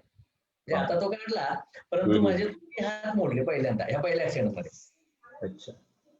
गाडी जी माझी 4 चाकी गाडी होती ती 4 चाकी गाडी भंगारमध्ये सुद्धा कोण घेत नव्हतं. इतक्या वाईट पद्धतीनं हे झाली. परंतु मी व्यवस्थित वाचलो. मला सगळ्यात तुम्हाला सांगायला म्हणजे तुम्हाला असं वाटलं असेल की बाबा मी गाडी चालवतो काय. मला गाडी चालवायला अजिबात आवडत नाही. आजही आवडत नाही, कालही नाही, उद्या तर अजिबातच नाही. मला गाडी चालवणं हा माझ्या आवडीचा विषयच नाही. दोन्ही वेळेला मी गाडी चालवत नव्हतो. दुसरा ऍक्सिडेंट असा झाला, त्या ऍक्सिडेंटच्या बरोबर 50व्या दिवशी. अच्छा. पहिला ऍक्सिडेंट झाला 26 जानेवारीला, दुसरा ऍक्सिडेंट झाला 16 मार्चला. 50व्या दिवशी दुसरा ऍक्सिडेंट झाला. आणि त्या ऍक्सिडेंट मध्ये मात्र माझ्या हाताला प्लॅस्टर होतं, या दोन्ही हाताला माझ्या प्लॅस्टर होतं आणि 2 पाय पुढच्या बॉनेट मध्ये अडकले. माझ्या पायाला दुखापत झाली आणि हाताला असणारं प्लॅस्टर बरगड्याला टेकलं आणि या दोन्ही बाजूच्या माझ्या बरगड्याचा फुटकुळा बरगड्याच मोडल्या. हा माझा दुसरा ऍक्सिडेंट झाला. आणि तिसरा ऍक्सिडेंट 2012ला झाला. तो मी नंतर मुलाखतीच्या शेवटी सांगेन तुम्हाला तो कसा झाला. दोन ऍक्सिडेंट झाला पण दोन्ही मधून मी वाचेन असं कोणालाच वाटलं नव्हतं खरं. आणि परंतु दोन्ही 4 चाकी गाड्या टोटल लॉस झाल्या. परंतु परमेश्वरानं मला यासाठी वाचवलं. कशासाठी वाचवलं याचा विचारच करत राहिलो. आणि 2012 नंतर मात्र मी ठरवलं, या ऍक्सिडेंट नंतर मात्र ठरवलं की आता मात्र झोकून देऊन काम करायचं. कारण जर मी त्यावेळी मेलोच असतो तर नेमकं काय झालं. तर आपल्याला आयुष्य परमेश्वराने दिले आणि आता माझ्याकडे बघितल्यानंतर तुम्हाला माझा ऍक्सिडेंट झालाय हे सांगितल्याशिवाय कोणाला पटणारच नाही ना. नाही, नक्कीच. म्हणजे एकदम मी चांगला चालतो, चांगला बोलतो. माझ्या कुठल्याही म्हणजे दोन्ही गाड्या टोटल लॉस झाल्या. कोणी गाड्या बघितल्यानंतर असं विचारायचं की बाबा यातल्या म्हणजे ह्यात किती जण गेले, परंतु कोणाला केलं नाही. म्हणजे हे परमेश्वराचे काहीतरी आपल्याकडून नक्कीच काहीतरी त्याची इच्छा आहे आणि म्हणून मला जिवंत ठेवलं अशी धारणा लक्षात ठेवून मी काम करत राहिलो आणि ठरवलं की आता मात्र मॅक्झिमम वेळ आपण समाजासाठी आपण द्यायचा आहे. या समाजासाठी हा वेळ देत राहिलो आणि आपण एकदम निर्व्यसनी आहोत, व्यसनमुक्तीचं कामच करतो. त्यामुळं बाकी काय आपल्याला कुठं पैसे कुठं आपले खर्च होत नाहीत. मग या कामावरती खर्च झाले तर काहीच मला गैर वाटत नाही. माझ्या बायकोचं मला खूप त्याच्यासाठी मला कधीच बायकोचाही विरोध झाला नाही. म्हणून मी सांगतो समजा मी एखादं जर व्यसन केलं असतं तर जेव्हा पैसे गेलेच असते तर हे व्यसन म्हणून असं समजा आणि मी याच्यावर खर्च केले म्हणून समजा. आज अखेर फिरताना स्वतःच्या पैशाने फिरतो. गाडीत आमच्या सतरंजी असते, चादर असते. आम्हाला लॉजवर राहायला आवडत नाही, आम्ही नाही राहत. आम्ही बरोबर स्वतःची आता डॉक्टरने सांगितलं ते बरोबर आहे. बऱ्याच वेळा आमच्याकडं आमच्या गाडीत सगळं आमचं खाण्याचं मटेरियल असतं. आम्हाला अगदी झोपायला आम्हाला कुणाच्या अगदी हॉलमध्ये आम्हाला दिलं तरी चालते, नसेल तर आम्ही वर नुसती जागा दिली तर आम्ही सतरंजी टाकून माझ्या गाडीत असते. आम्ही फिरलोय म्हणजे या समाजासाठी. पण आम्हाला हेच पाहिजे तेच पाहिजे अजिबात नाही आणि दुसऱ्यांना कोणी द्यावं तर आम्हाला अजिबातच अपेक्षा नाही. त्यामुळं फक्त आपणाला जे आपणाशी ठावे ते इतरांशी सांगावे, शहाणे करून सोडावे पाहिजे. मी प्रयत्न करत राहिलो आणि मग प्रयत्न आपल्याला करता करता मग मला त्यात आणखी जसं लोकांच्या जसं फिरत राहिलो तसं लोकांचे प्रश्न कळत राहिले. मग त्यानंतर आणखी आपल्याला काहीतरी मोठं करायला पाहिजे, आपल्याला मोठं आंदोलन केलं तर शासनाचं लक्ष वेधलं जाईल असं वाटत राहिलं. मग मी ह्या कामात मी प्रचंड झोकून देऊन मी काम करायला लागलो. समाजसेवेकडे कितव्या वर्षी आलात? साहेब कसं आहे, मी तसं तर माझं कॉलेज पूर्ण झाल्यानंतर ना जरा असं सुरुवातीला काय पैसेच नव्हते. पैशाशिवाय काय सुचत नसते. पैसे असल्याशिवाय काहीच चालत नसते. जराच पैसे मिळवायला लागल्यानंतर मात्र पैसे जसे यायला लागले ना तसे ह्या पैसा माझा अधिकार नाही हे मला पहिल्यापासूनच वाटायचं. कारण नुसत्या स्लीपरवर माझं कॉलेज पूर्ण झालं इंजिनिअरिंग.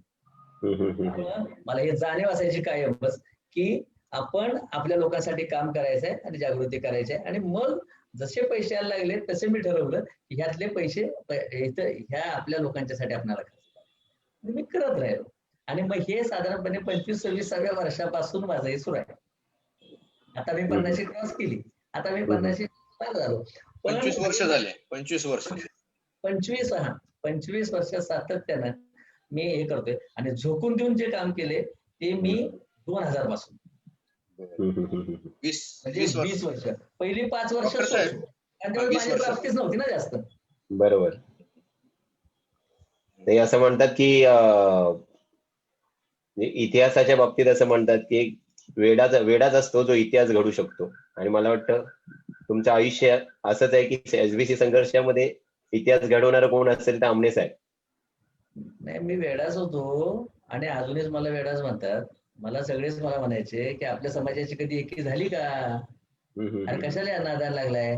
म्हणजे माझ्या वडिलांच्या पिढीतले किंवा आमच्या आजोबांच्या पिढीतले काही लोक म्हणे अरे आम्ही करून करून दमलो, हे काय आपली माणसं काय शाणे आहेत काय, एकत्र येणार काय, कशाला दगडावर डोकं आपटतोय, काय याचा उपयोग नाही, आम्ही करून करून दमलो, तू काय ह्या नादाला लागू नको, तू फक्त दगडावर डोकं आपटून तुझं डोक्यातनं रक्त काढून घेणार, ह्याच्यापेक्षा वेगळं काही निष्पन्न होणार नाही. मी म्हटलं रक्त निघालं तरी चालेल पण मी फोडून घेणार, मी प्रयत्न करणार. शेवटी कसं आहे मी कोणत्या दिशेने निघालो हे लोकांना आवडलं तरी येतील बरोबर आणि जे येतील त्यांच्यासह नाही येतील त्यांच्याशिवाय तिथे मी फिकरच करत नाही. आणि म्हणून असंच झालं ना, एकटा निघालो होतो आणि हळूहळू आता हे सगळे जुळत चालले. आता मग कारवा पण काही आली. डॉक्टर साहेब यांचे 3 अपघात झाले. 3 एखाद्याचे 3 अपघात झाले असते इतके भीषण, तर तो मला वाटतं त्याने सगळं इकडे कुठे वळलाच नसता बिलकुल. काय वाटतं तुम्हाला या बाबत डॉक्टर साहेब? कसं आहे, कदाचित नियतीला हे मान्य नसावं, कारण त्यासाठीच तर त्यांना जिवंत ठेवलं. कारण गाडी बघितली तर कोणाला वाटणार नाही की त्यामध्ये कोण राहिला असेल, पण नियतीला हे मान्य नव्हतं म्हणून त्यांना जिवंत ठेवलं. कारण पुढे समाजासाठी संघर्ष करणारा माणूस हा एकमेव हाच आहे हे नियतीला कदाचित पूर्वी पटलं असावं. त्यामुळे ह्या गोष्टी घडल्या असतील. आणि कसं आहे, संघर्षातून त्यांनी जे काय आता उभं केलंय त्यामुळं हे आपल्याला नियतीला हे मान्य असावं असं मला वाटतंय. राजेश. आमने साहेब, आता डॉक्टर साहेब म्हणाले जसं की संघर्ष करणं त्यांच्या रक्तातच आहे, म्हणजे डॉक्टरांनी पण तुमचे एक मित्र म्हणून खूप चांगले ओळखतायत तुम्हाला ते. पण हे संघर्ष करताना म्हणजे नेहमीच असं म्हटलं जातं की समाजसेवा म्हणजे लष्कराच्या भाकऱ्या भाजण्यासारखं आहे. ते करताना कुटुंबाचा कुठे विरोध नाही झाला का तुम्हाला? याला मला एक जोडून प्रश्न विचारायचा आहे आमने साहेब. बोला माझा ना. प्रश्न असा आहे की फक्त हलवायच्या घरावरती तुळशीपत्र ठेवून समाजकार्य करू नये असं म्हणतात, बरोबर आहे? तुम्ही तर तसंच केलेलं आहे, म्हणजे हलवायच्या घरावरती तुम्ही तुळशीपत्र ठेवून दिलेलं आहे. आणि विंचवाचं बिऱ्हाड म्हणजे नाही पत्नीला नाही, पण तुमचं तरी मात्र बिऱ्हाड बिलकुल ह्या गावावरनं त्या गावाला, त्या गावावरनं ह्या गावाला. राजेश यांचा प्रश्न असा आहे की घरच्याकडून विरोध झाला नाही का? मला असं वाटतं की ह्या प्रश्नाचं उत्तर आम्ही वहिनींकडून ऐकलं तर आम्हाला जरा चांगलं बरं वाटेल असं मला वाटतं. आहेत का वहिनी? वहिनी असतील तर त्याला खाली असणार आहेत जवळपास कुठे? बोलवायला पाहिजे. ठीक ते आहे, येईपर्यंत आपण यांच्याकडून बरं, ऐकूया. काही हरकत नाही. तुम्ही सांगा, तुम्हाला विरोध झाला का? विरोध मला कधीच झाला नाही, कारण मी मुळातच कसं आहे की माझ्या बायकोच्या घरी सुद्धा म्हणजे राजकीय अंग आहे त्यांच्या कुटुंबाला. त्यांच्याकडे थोडस ते वातावरण होतं. परंतु मी कधी असं मला हे म्हणजे सामाजिक मी नेतृत्व करेन किंवा मी कधी राजकीय माझं कधी हे होईल असं मलाही कधी वाटलं नव्हतं. आणि तिला तर वाटायचा तो विषयच नव्हता. परंतु अन्यायाची चाड आणि म्हणजे स्वतः चुकणार नाही, दुसरा चुकला तर सोडणार नाही, ह्या वृत्तीमुळं प्रत्येक ठिकाणी जिथं कुठं अन्याय होईल तिथं मी खंबीरपणे उभं राहायची ही असली वृत्ती असल्यामुळं आणि थोडस स्पष्ट असल्यामुळं म्हणजे असं आमच्या बायकोला असं सुरुवातीला वाटायचं की बाबा ही एवढी स्पष्ट माणसं राजकारणात सरळ टिकतात ना समाजकारणात टिकतात. स्पष्ट चालत नाही. राजकारणामध्ये तर नुसतं लबाडच बोलावं लागतं, खोटंच बोलावं लागतं आणि नुसतं गोड गोड बोलावं लागतं. आणि या दोन्ही गोष्टी मला जमत नाहीत ना मला गोड बोलता येतं ना मला खोटं बोलता येतं. आणि त्यामुळं हे फक्त सामाजिक काम करत असताना लोकांच्या हितासाठी आपण भांडून त्यांच्यासाठी आपण त्यांचे हक्क मिळवून देऊ शकतो एवढं मात्र ह्याच्या. आणि मी ते करू शकतो. कुठलंही काम मला सांगितलं तर मी तिथं काहीतरी हातपाय हलवून मी काहीतरी त्यातनं मिळवू शकतो एवढं आमच्या बायकोला नक्की माहित होतं. परंतु असं नक्कीच वाटायचं की ह्यातनं काही मिळत नाही तर हे कशासाठी करायचं असं. हे सगळे हा जनरल ट्रेंड आहे लोकांचा. म्हणजे आता घरातून सुद्धा असंच मला विरोध व्हायचा की काय काय उपयोग आहे, काय मिळणार आहे ह्यातनं, कशाला आपलं कामधंद्यात लक्ष घालायचं, कशाला हे नाही ते असले उद्योग पाहिजे हे आणि ह्यातनं होऊन नेमकं काय होणार आहे. म्हणजे तू आता काम करतोय कुणाचं, तू जनरल राजकारणात गेला तर ते ठीक आहे, पण आपण काम करताना एका ठराविक कम्युनिटीशी हे करतोय आणि मग त्यांची संख्या किती आणि त्यांची ताकद किती आणि रस्त्यावर उतरायची हिंमत किती. ह्या सगळ्या 0-0 हे सगळे मायनस पॉइंट आहे. म्हणजे आपण इथं दगडावर डोकं आपटण्याचे आपण इथं त्या रेसमध्ये आपण निघालो असं ते होतं. परंतु मी बायकोला सांगितलं की ऍक्सिडेंट झाल्यानंतर पहिले माझे 2 ऍक्सिडेंट झाल्यानंतर तर मी सांगितलं होतं की मी माझं देहदान केलं त्याच वेळेला. दुसरा ऍक्सिडेंट झाल्यानंतर मी सांगितलं होतं बहुतेक मी आता वाचायची शक्यता नाही, मी सगळं माझं देहदान केलंय, माझे सगळे अवयव चांगले आहेत, त्यामुळे हे करा. त्यातनं वाचणं अशक्यच आहे असं मला वाटतच होतं. परंतु कर्मधारय साहेबांना मी वाचलो म्हणून मी बायकोला सांगितलं उर्वरित आयुष्य परमेश्वराने मला यासाठी दिले, तू मला विरोध करायचा नाही. कारण मी जर त्यावेळी गेलो असतो तर मग काहीच नव्हतं ना. त्यामुळे मी आता आहे हे सुद्धा खूप तुमचं मोठं नशीब आहे. आणि बायकोने मला अतिशय आनंदाने तुम्हाला सांगेन मला कधीही कसलाही विरोध केलेला नाही. तिला फारसं त्या सोशलचं तिला आवड नाही, पण तिचा विरोधी नसतो. पण आता सुरुवातीला कसं होतं, सुरुवातीचे काही वर्ष असं होतं की काहीतरी आमचा नवरा करतोय, काहीतरी काय त्या समाजाच्या नादाला लागलाय, काय त्याचा उपयोग आहे असं त्याला वाटायचं. परंतु नंतर जसं हे त्याचं स्वरूप घेतलं गेलं आणि त्यावेळी मग तिला कळालं की इसमें भी कुछ दम है.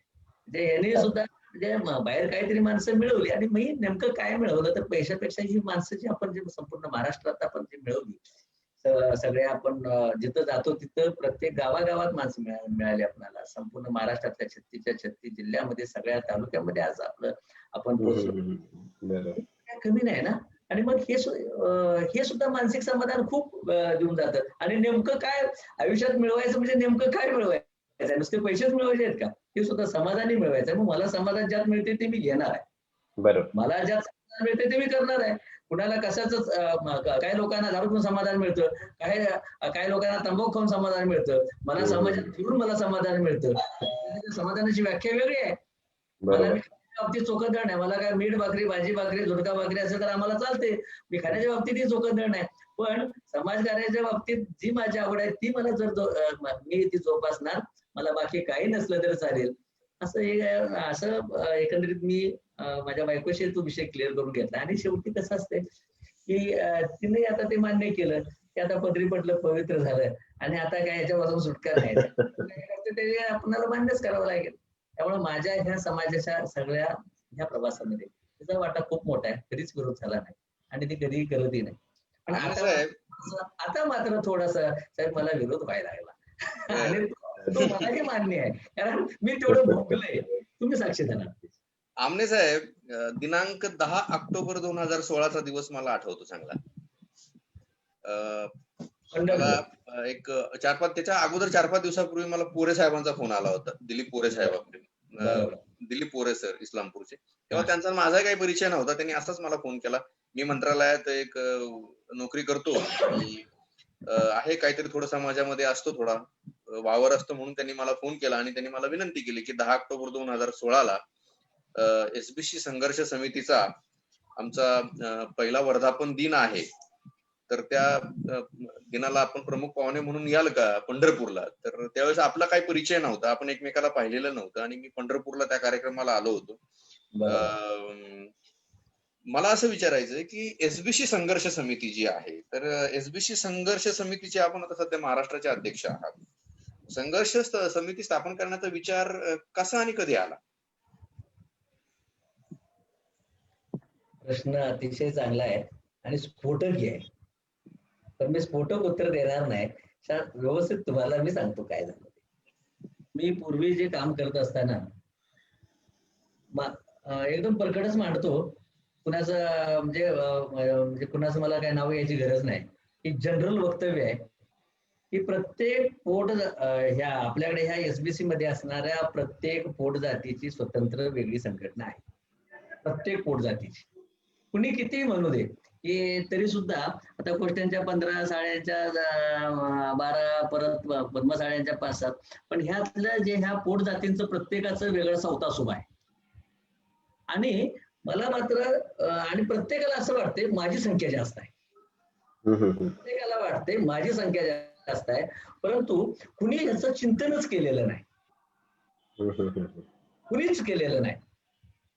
आणि त्यामुळं कसं झालं की प्रत्येकाने असं हवेत गोळ्या मारायच्या, आमची संख्या 50 लाख आहे, आमची संख्या 60 लाख आहे. अरे पण तुम्ही प्रत्यक्ष संख्या आहे किती?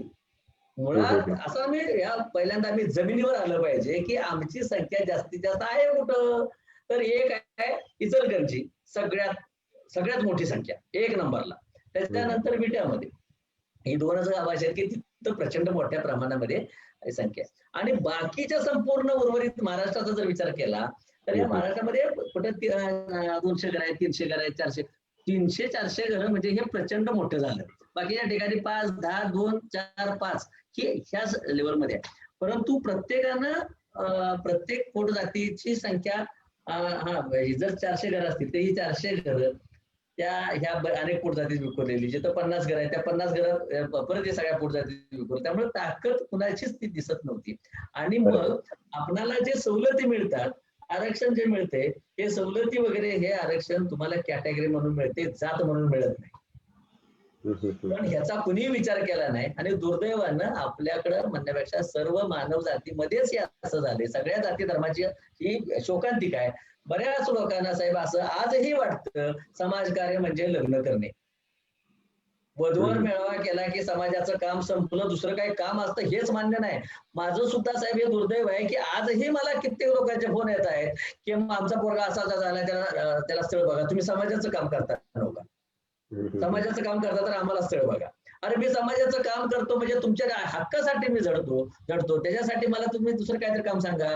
की समजा तुम्हाला कुठं तुम्हाला शासकीय कार्यात अडचण आली, काय अडथळा आला, तुम्हाला तुमच्या हक्क कोण डावलते ते सांगा, मी त्याच्यासाठी लढतो. पण लग्न जुळवणं हेच समाजाचं जे नेतृत्व करतात, जे काम समाजाचं काम करतात म्हणजे ते लग्न जुळवतात, असं ही समाजाची धारणा आहे. आणि साहेब दुर्दैव आहे आमच्या समाजाचं, शिकलेल्या लोकांना असे वाटतं, हे वाईट आहे.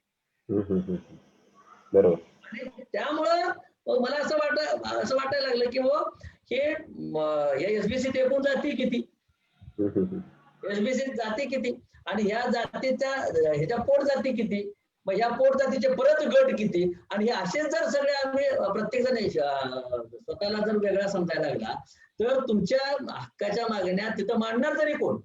आणि मला हे विचार म्हणजे सगळ्या समाजाला माहिती आहे 25 वर्षापूर्वी एसबीसी कॅटेगरीसाठी जे शासनाने निर्णय घेतले त्याची अंमलबजावणी आज अखेर का बरं झाली नाही. त्याच्यासाठी कुणी आवाज उठवला, नुसती निवेदन जे दिले. आमचं काम एवढंच झालं आजपर्यंत. मी सुद्धा त्यामध्ये होतो. आम्ही जाणार, आम्ही एक त्या मंत्र्याकडे जायचं, एक निवेदन द्यायचं, फोटो काढला, दुसऱ्या दिवशी पेपरला फोटो दिला की आमचं काम झालं. परत आम्ही 6 महिने निवांत, परत पुन्हा अरे निवेदन देऊ थोडीच तिथं ते ऐकतात. मग ते साहेब तुम्हाला चांगलंच माहिती आहे, तुम्ही तिथं त्या ह्या मंत्रिमंडळाच्या चांगल्या संपर्कात असतात. म्हणजे कुठं पत्र देऊन नुसतं निवेदन देऊन काम झालंय का.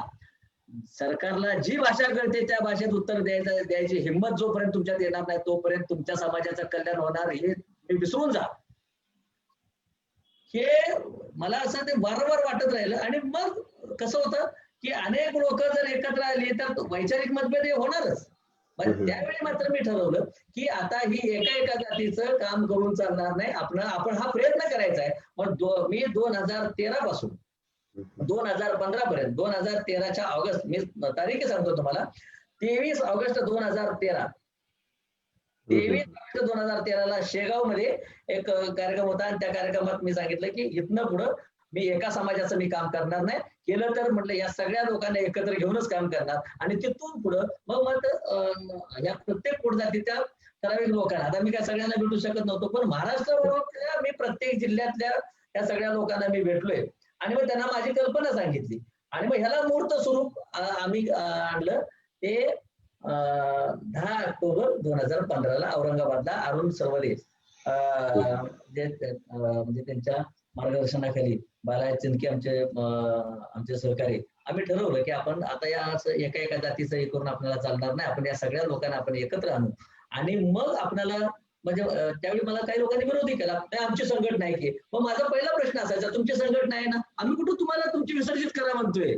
तुमचं काम चालूच असू दे, तुमचं काम चालू असू दे, पण एक लक्षात ठेवा, आपल्या प्रत्येक जातीच्या संघटनेचं काम एवढंच चालू आहे की सगळे सण उत्सव करणे आणि वधूवर मेळावे केले, ह्याच्या पलीकडे कुणाचं काही काम चालू नाही. हे म्हणजे चुकीचं, म्हणजे कुणाला ते छान वाटत असेल किंवा चुकीचं वाटत असेल तर वाटलं तरी मला काही त्याची फिकीर नाही, पण हे वास्तव आहे.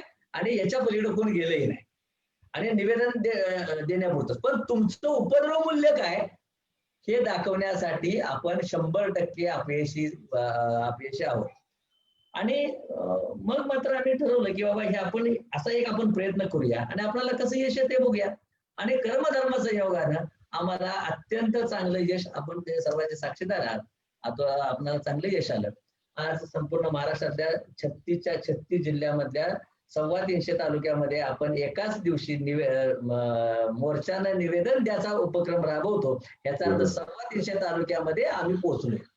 325 तालुक्यात आम्हाला कमी जास्त संख्या असेल, पण आज ती संख्या आज आमच्याकडे आहे.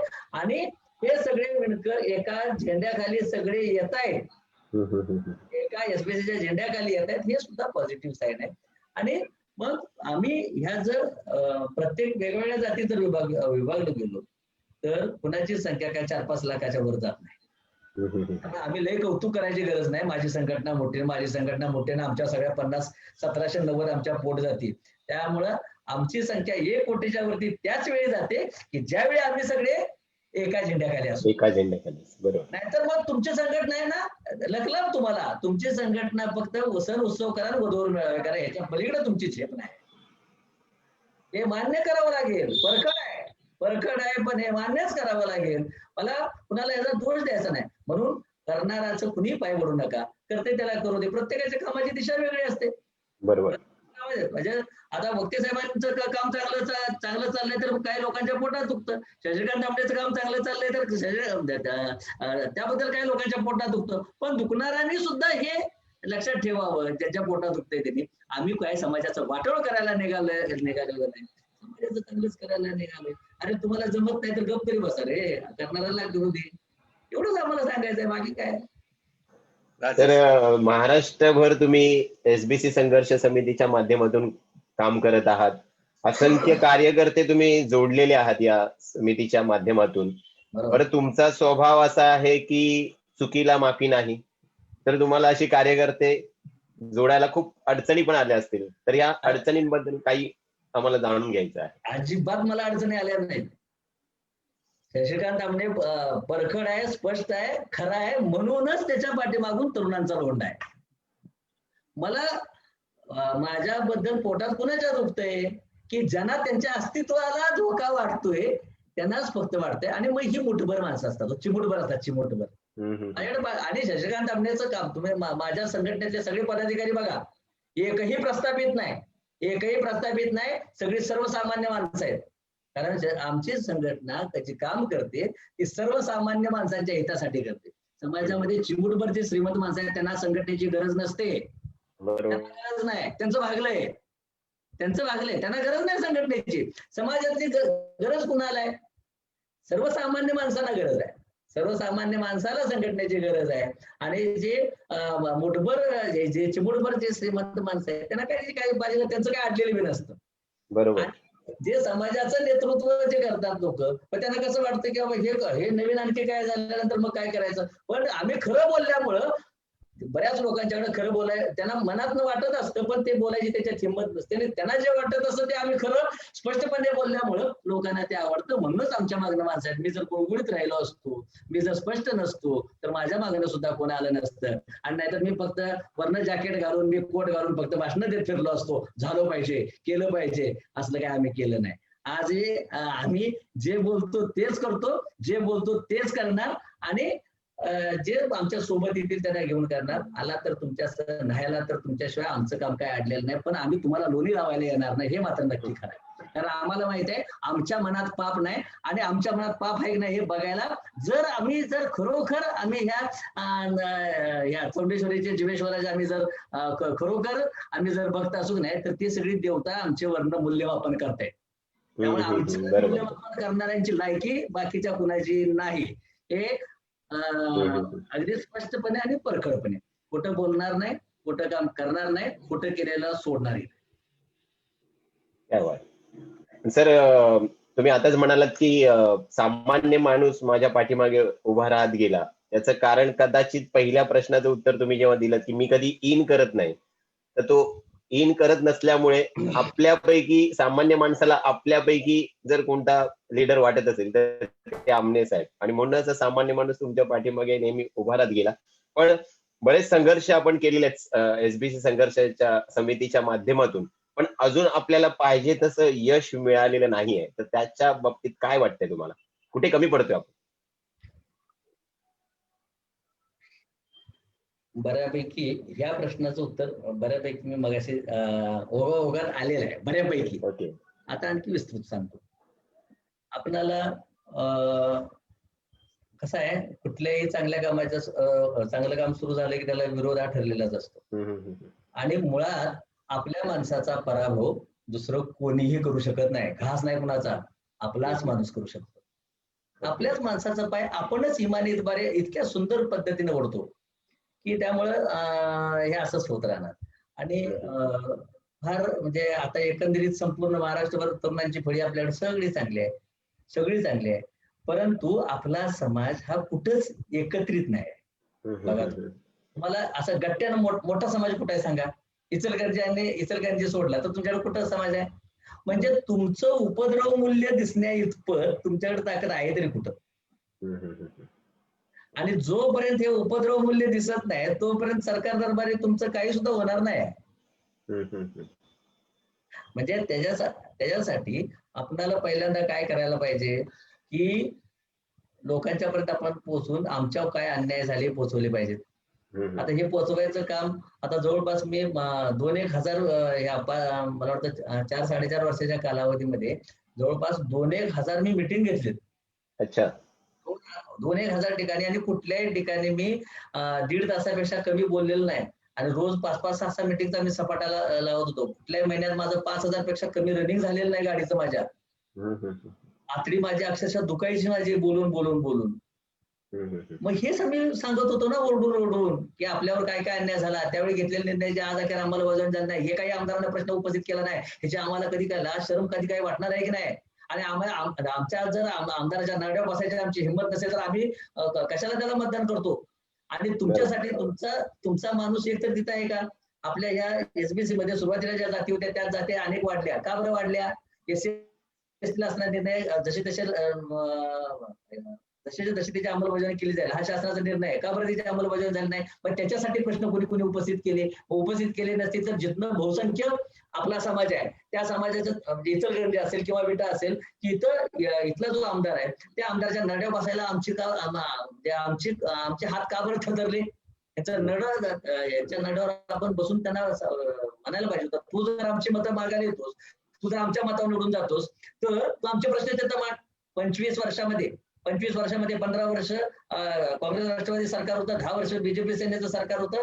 पण या 25 वर्षाच्या कालावधीमध्ये कुठल्या आमदाराने एक प्रश्न उपस्थित केलेला दाखवा माझ्याकडनं 10 लाखाचं बक्षीस घेऊन जावा.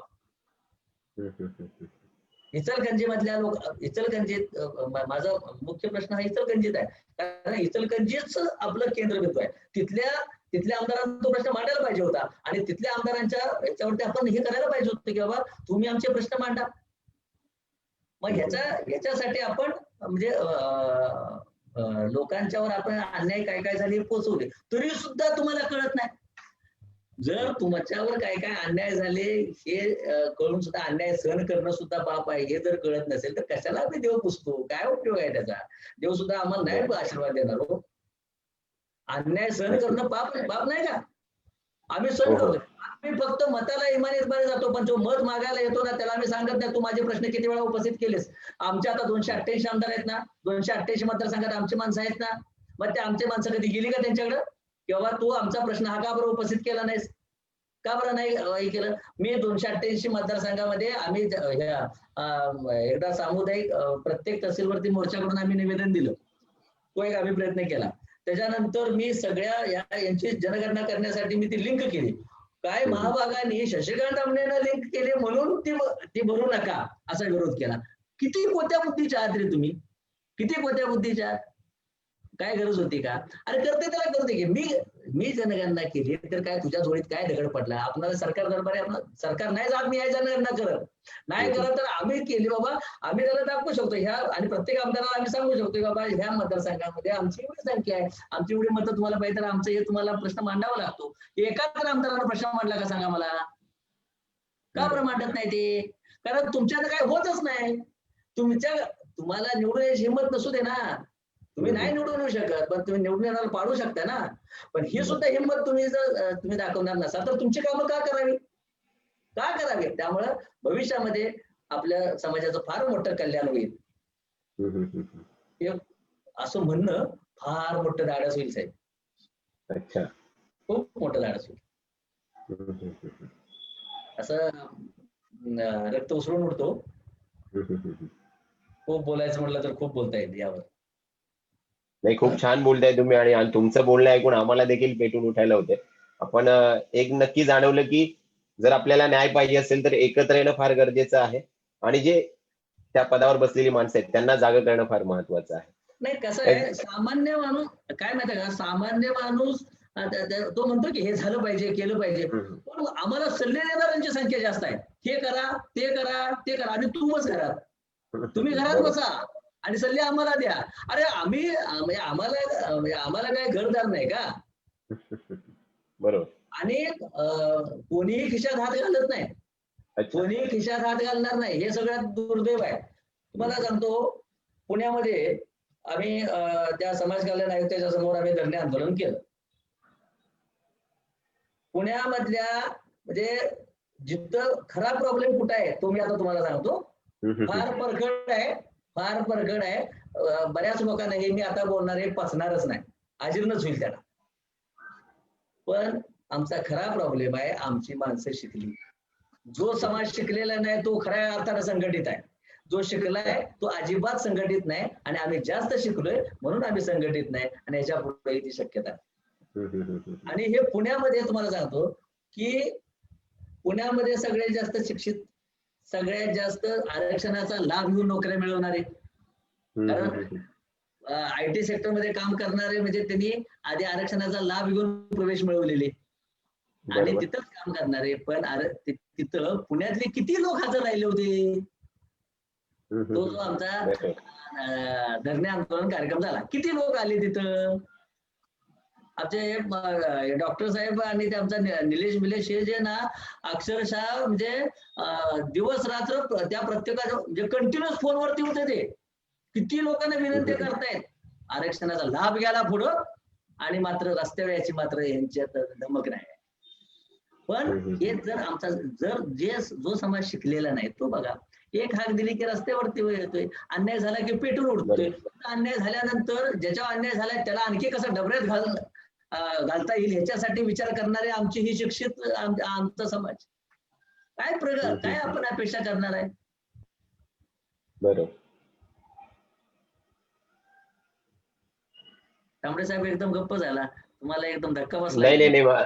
नाही धक्का नाही, तुम्ही छान बोलताय, म्हटलं तुमचं ऐकून घेण्यासाठी. पण एक थोडासा वेगळा प्रश्नाकडे घेऊन जातो तुम्हाला, की SBC संघर्ष समितीच्या माध्यमातून सरकार दरबारी आपल्याला काय न्याय मिळेल त्यासाठी पेटून उठलेला, त्याच वेळेला वर्ल्ड साळी फाउंडेशन ही 10 वर्षात एकही गरीब माणूस साळी समाजात राहणार नाही या ब्रीदवाक्याने पेटून उठलेली आहे. तर काय सांगाल, वर्ल्ड साळी फाउंडेशन बद्दल काय वाटते तुम्हाला? वर्ल्ड साळी फाउंडेशन आणि वक्ते साहेबांचं कन्सेप्ट यावर बोलण्यासाठी म्हणजे निशब्दच आहे मी. तर काय त्यांच्या डोक्यात काय काय जे येतं ना ते असं काय भन्नाट असतं की तिथं काय म्हणजे काय बोलावं आणि काय नाही हे सुचतच नाही. खरं तर असं एखाद्याला वाटणं की माझ्या समाजात एकही माणूस गरीब राहायला नाही पाहिजे, हे वाटणंच किती मोठं आहे. आणि त्याच्यासाठी नुसतं एखाद्याला वाटेल सुद्धा, पण त्याचा खऱ्या अर्थानं पाठलाग करणं, आपला पाठपुरावा करणं आणि ते वास्तवात आणण्यासाठी त्यांची जी धडपड मी बघतोय प्रत्येक ठिकाणी, अगदी आपल्या राज्याच्या बाहेर सुद्धा बऱ्याच ठिकाणी ते WSFचं सुरू असतं. आणि खरोखर एक वक्ते साहेबांचा आदर्श घ्यावा असा आहे. परंतु अशी खूप दुर्मिळ माणसं आहेत, आणि दुर्मिळ म्हणण्यापेक्षा नाहीतच, दुर्मिळ म्हणजे असा एखादाच हिरा असतो की, आणि सुदैवानं तो आपल्या समाजाला लाभला, त्यापेक्षा आपलं काय वेगळं भाग्य. बरोबर. चांगलं काम चाललंय. आणि मला या खऱ्या अर्थानं वक्ते साहेबांनी माझं इतकं आमचं ट्युनिंग चांगलं जमलं की कधी कधी असं वाटतं एकाच नाण्याच्या 2 बाजू, इकडे शशिकांत आवणे असेल, इकडे वक्ते साहेब असेल, इतकं आमचं घट्ट जमलं. प्रत्येक या SBCच्या कामासंदर्भात असेल किंवा काय असेल की त्यांच्या अनुभवाचा आम्हालाही खूप फायदा होतो. आम्ही सारखा मी बोलत राहतो. खूप चांगला आहे. WSFला खूप खूप खूप खूप खूप शुभेच्छा. Yes sir. साहेब, कोणताही समाज असो, खरं तर मला एक इंटरव्ह्यू मध्ये असा एक प्रश्न विचारला होता की वक्ते साहेब, तुम्ही मंत्रालयात अधिकारी आहात आणि जात समाज बंधनाच्या जोखडा आपण मुक्त केल्या पाहिजे, अशा परिस्थितीमध्ये तुम्ही एका समाजाला घेऊन का चालला, असा मला एक फार छान प्रश्न विचारला होता.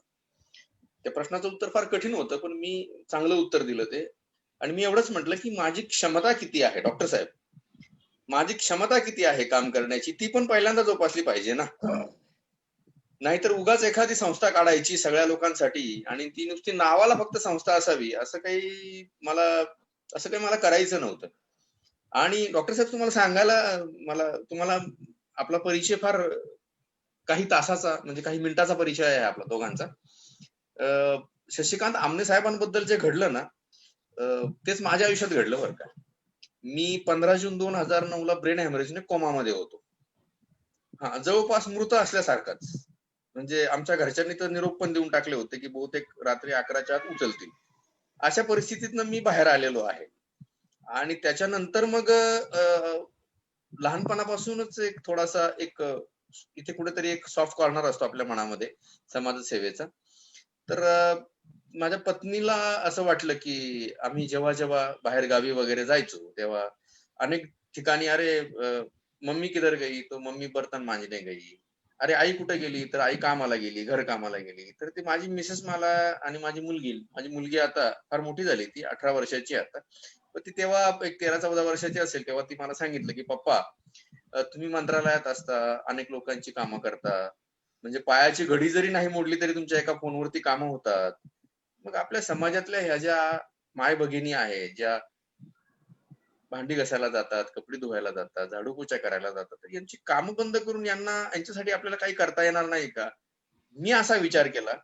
मी एवढा शिकलेला माणूस, माझ्या मनात कधी असा विचार आला नाही, इतका मोठा विचार जो माझ्या पत्नीच्या, माझ्या मुलीच्या मनामध्ये आला. मी म्हटलं चला हरकत नाही, प्रयत्न करून पाहू.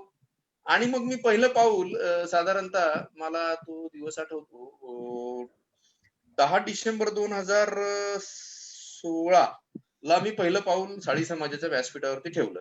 म्हणजे आताचीच गोष्ट आहे. 17, 18, 19, 20 चौथं वर्ष सुरू आहे त्याला. आणि मग त्याच्यानंतर सर वर्ल्ड साळी फाउंडेशनची आम्ही स्थापना केली 29 ऑक्टोबर 2017 ला.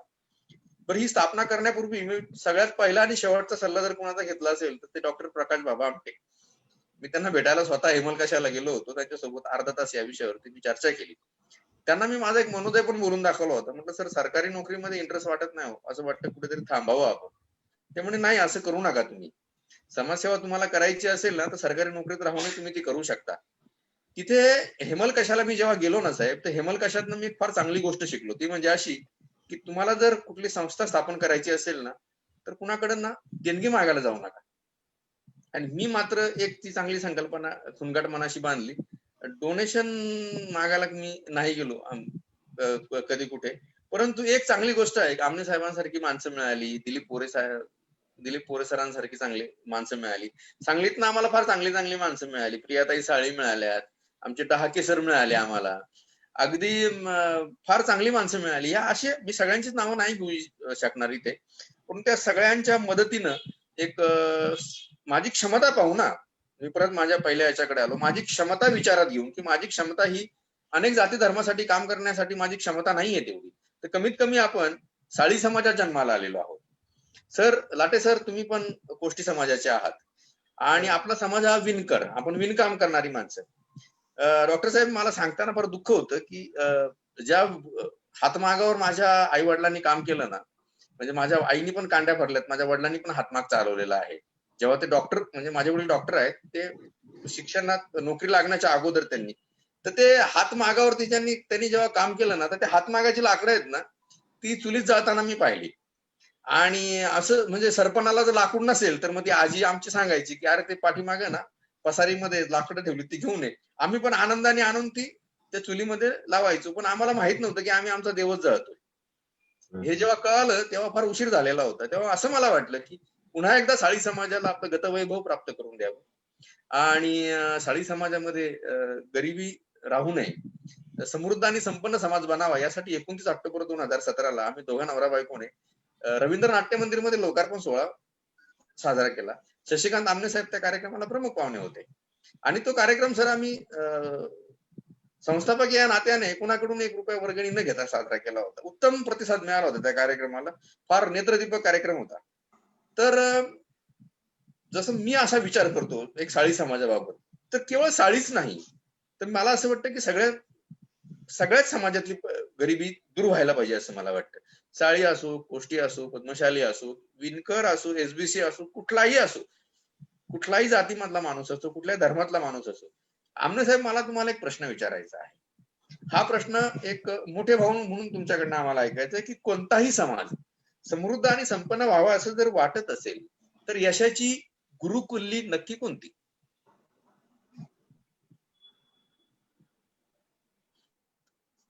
प्रश्न अतिशय चांगला आहे आणि खरोखर प्रत्येकाने विचार करण्यासारखा आहे. प्रत्येक समाजाची जर खरी प्रगती व्हायची असेल तर पहिल्यांदा स्वाभिमान जागृत झाला पाहिजे. पहिल्यांदा आपल्याकडे दुर्दैवानं लोकांना स्वाभिमानच नाही, ही आमची शोकांतिका आहे. समाजाची खरी प्रगती त्यावेळी होईल की ज्यावेळी समाजाला आम्ही गरीब असलो तरी आम्ही लाचार नाही हे ज्यावेळी त्याच्या मनात बिंबेल. बऱ्याच लोकांना आम्ही गुलाम आहोत हेच आमच्या डोक्यात भिनलंय. आम्ही काय वेगळं करू शकतो हे म्हणजे आम्हाला असं वाटतच नाही. म्हणून तर समाजाची खरी प्रगती जिथपर्यंत मला वाटतंय तिथपर्यंत हे असंच आहे की पहिल्यांदा आपण आपल्या लोकांना स्वाभिमान हा शिकवलाच पाहिजे मुळात आणि तो जागृत करायला पाहिजे. अन्यायाचा प्रतिकार करण्याची क्षमता निर्माण झाली पाहिजे. एकीचं बळ हे त्यातच आहे.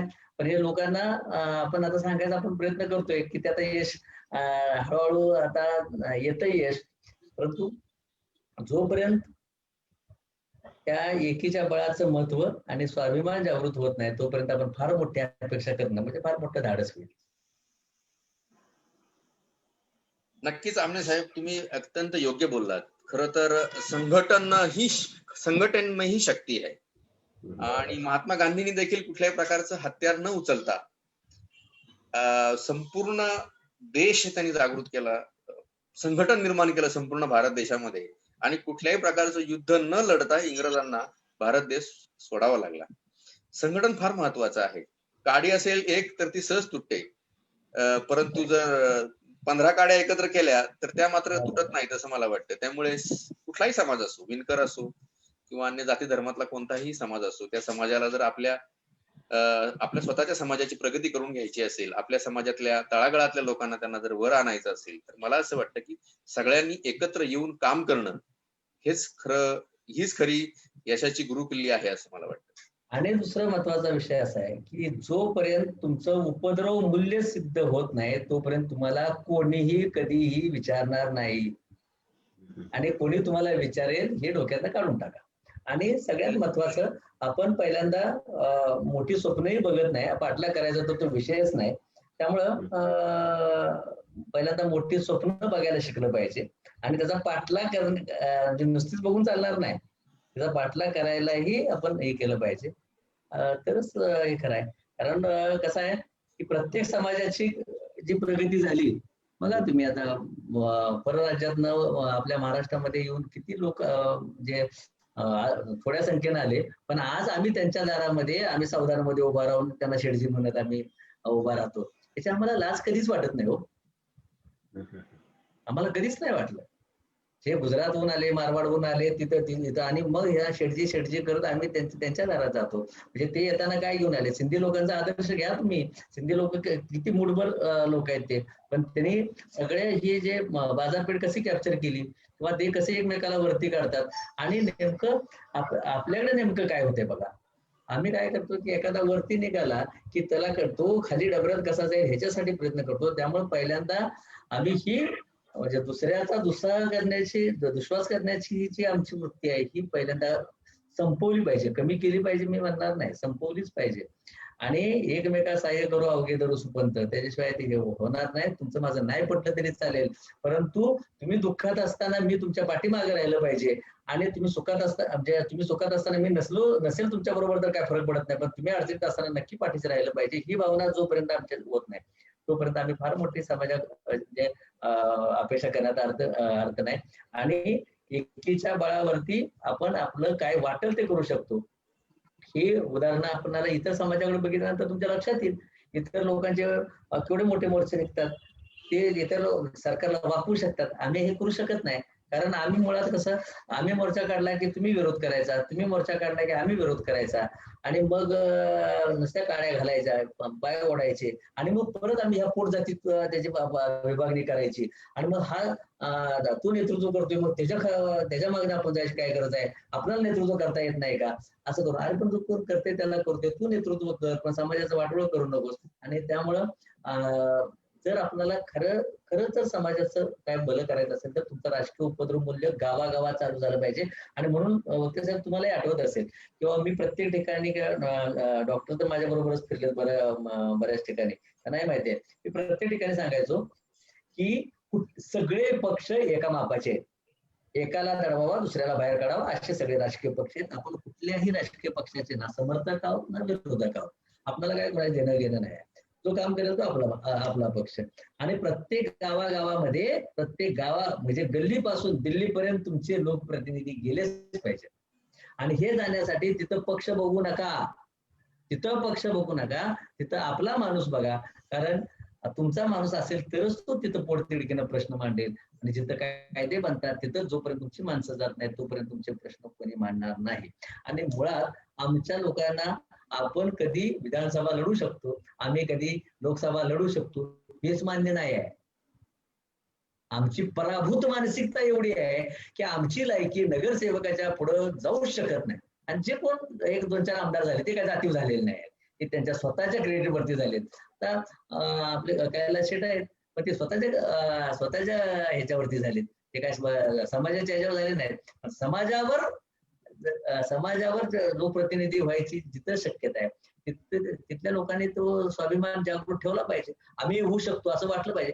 पण बऱ्याच लोकांना असं वाटतं आमची लायकी नगरसेवकच व्हायची, त्याच्यावर आमची लायकीच नाही, नगराध्यक्ष वाटत नाही कुणाला. तर म्हणजे ते होऊ शकतं हे सुद्धा स्वप्न न पडणं, ह्याच्यापेक्षा काय दुर्दैव असावं समाजाचं. आणि नेतृत्वाचे गट ठराविक लोकांच्याकडेच असतात. मग तेच लोक जर कच खात असतील तर समाजाची प्रगती नेमकी होणार कशी? कारण ह्या जिथं कायदे बनतात तिथं तुमचं कोण नाही, तुम्हाला तुमचं उपद्रव मूल्य दाखवण्याची तुमची ती तयारी नाही.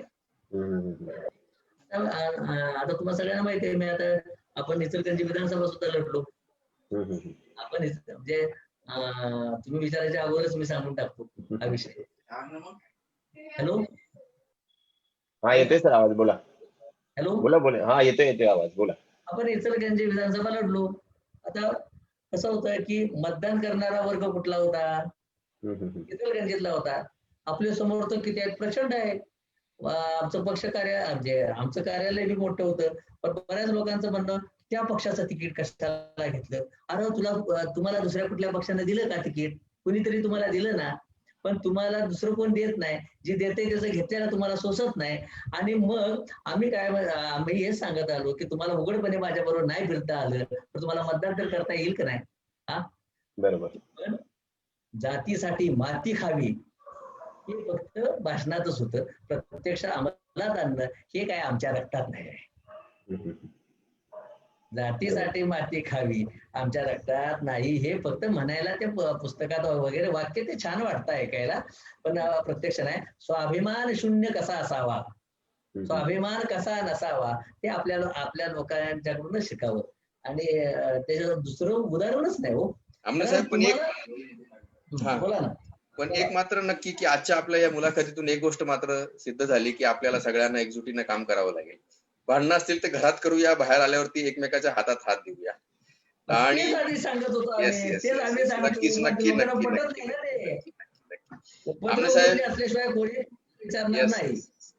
आमने साहेब, आज या आपण फेसबुक संवाद मालिकेमध्ये आलात, जागतिक शाळी फाउंडेशनचं व्यासपीठ धन्य केलं, त्याबद्दल मी आपले खूप खूप आभार व्यक्त करतो. डॉक्टर साहेब, आपणही या मुलाखतीमध्ये सहभागी झालात, आपलेही आभार व्यक्त करतो.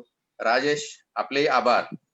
भगवान जीवेश्वर, भगवान मार्कंडेय, माता चौंडेश्वरी तसेच माता अंकिनी दशांकिनी यांना स्मरण करून आजची मुलाखत संपण्यासाठी आमने साहेब मी आपली परवानगी मागतो. कृपया मुलाखत संपवायला परवानगी द्या. धन्यवाद. जय हिंद, जय महाराष्ट्र, जय जय माता चौंडेश्वरी, जय भगवान जीवेश्वर, जय भगवान मार्कंडेय.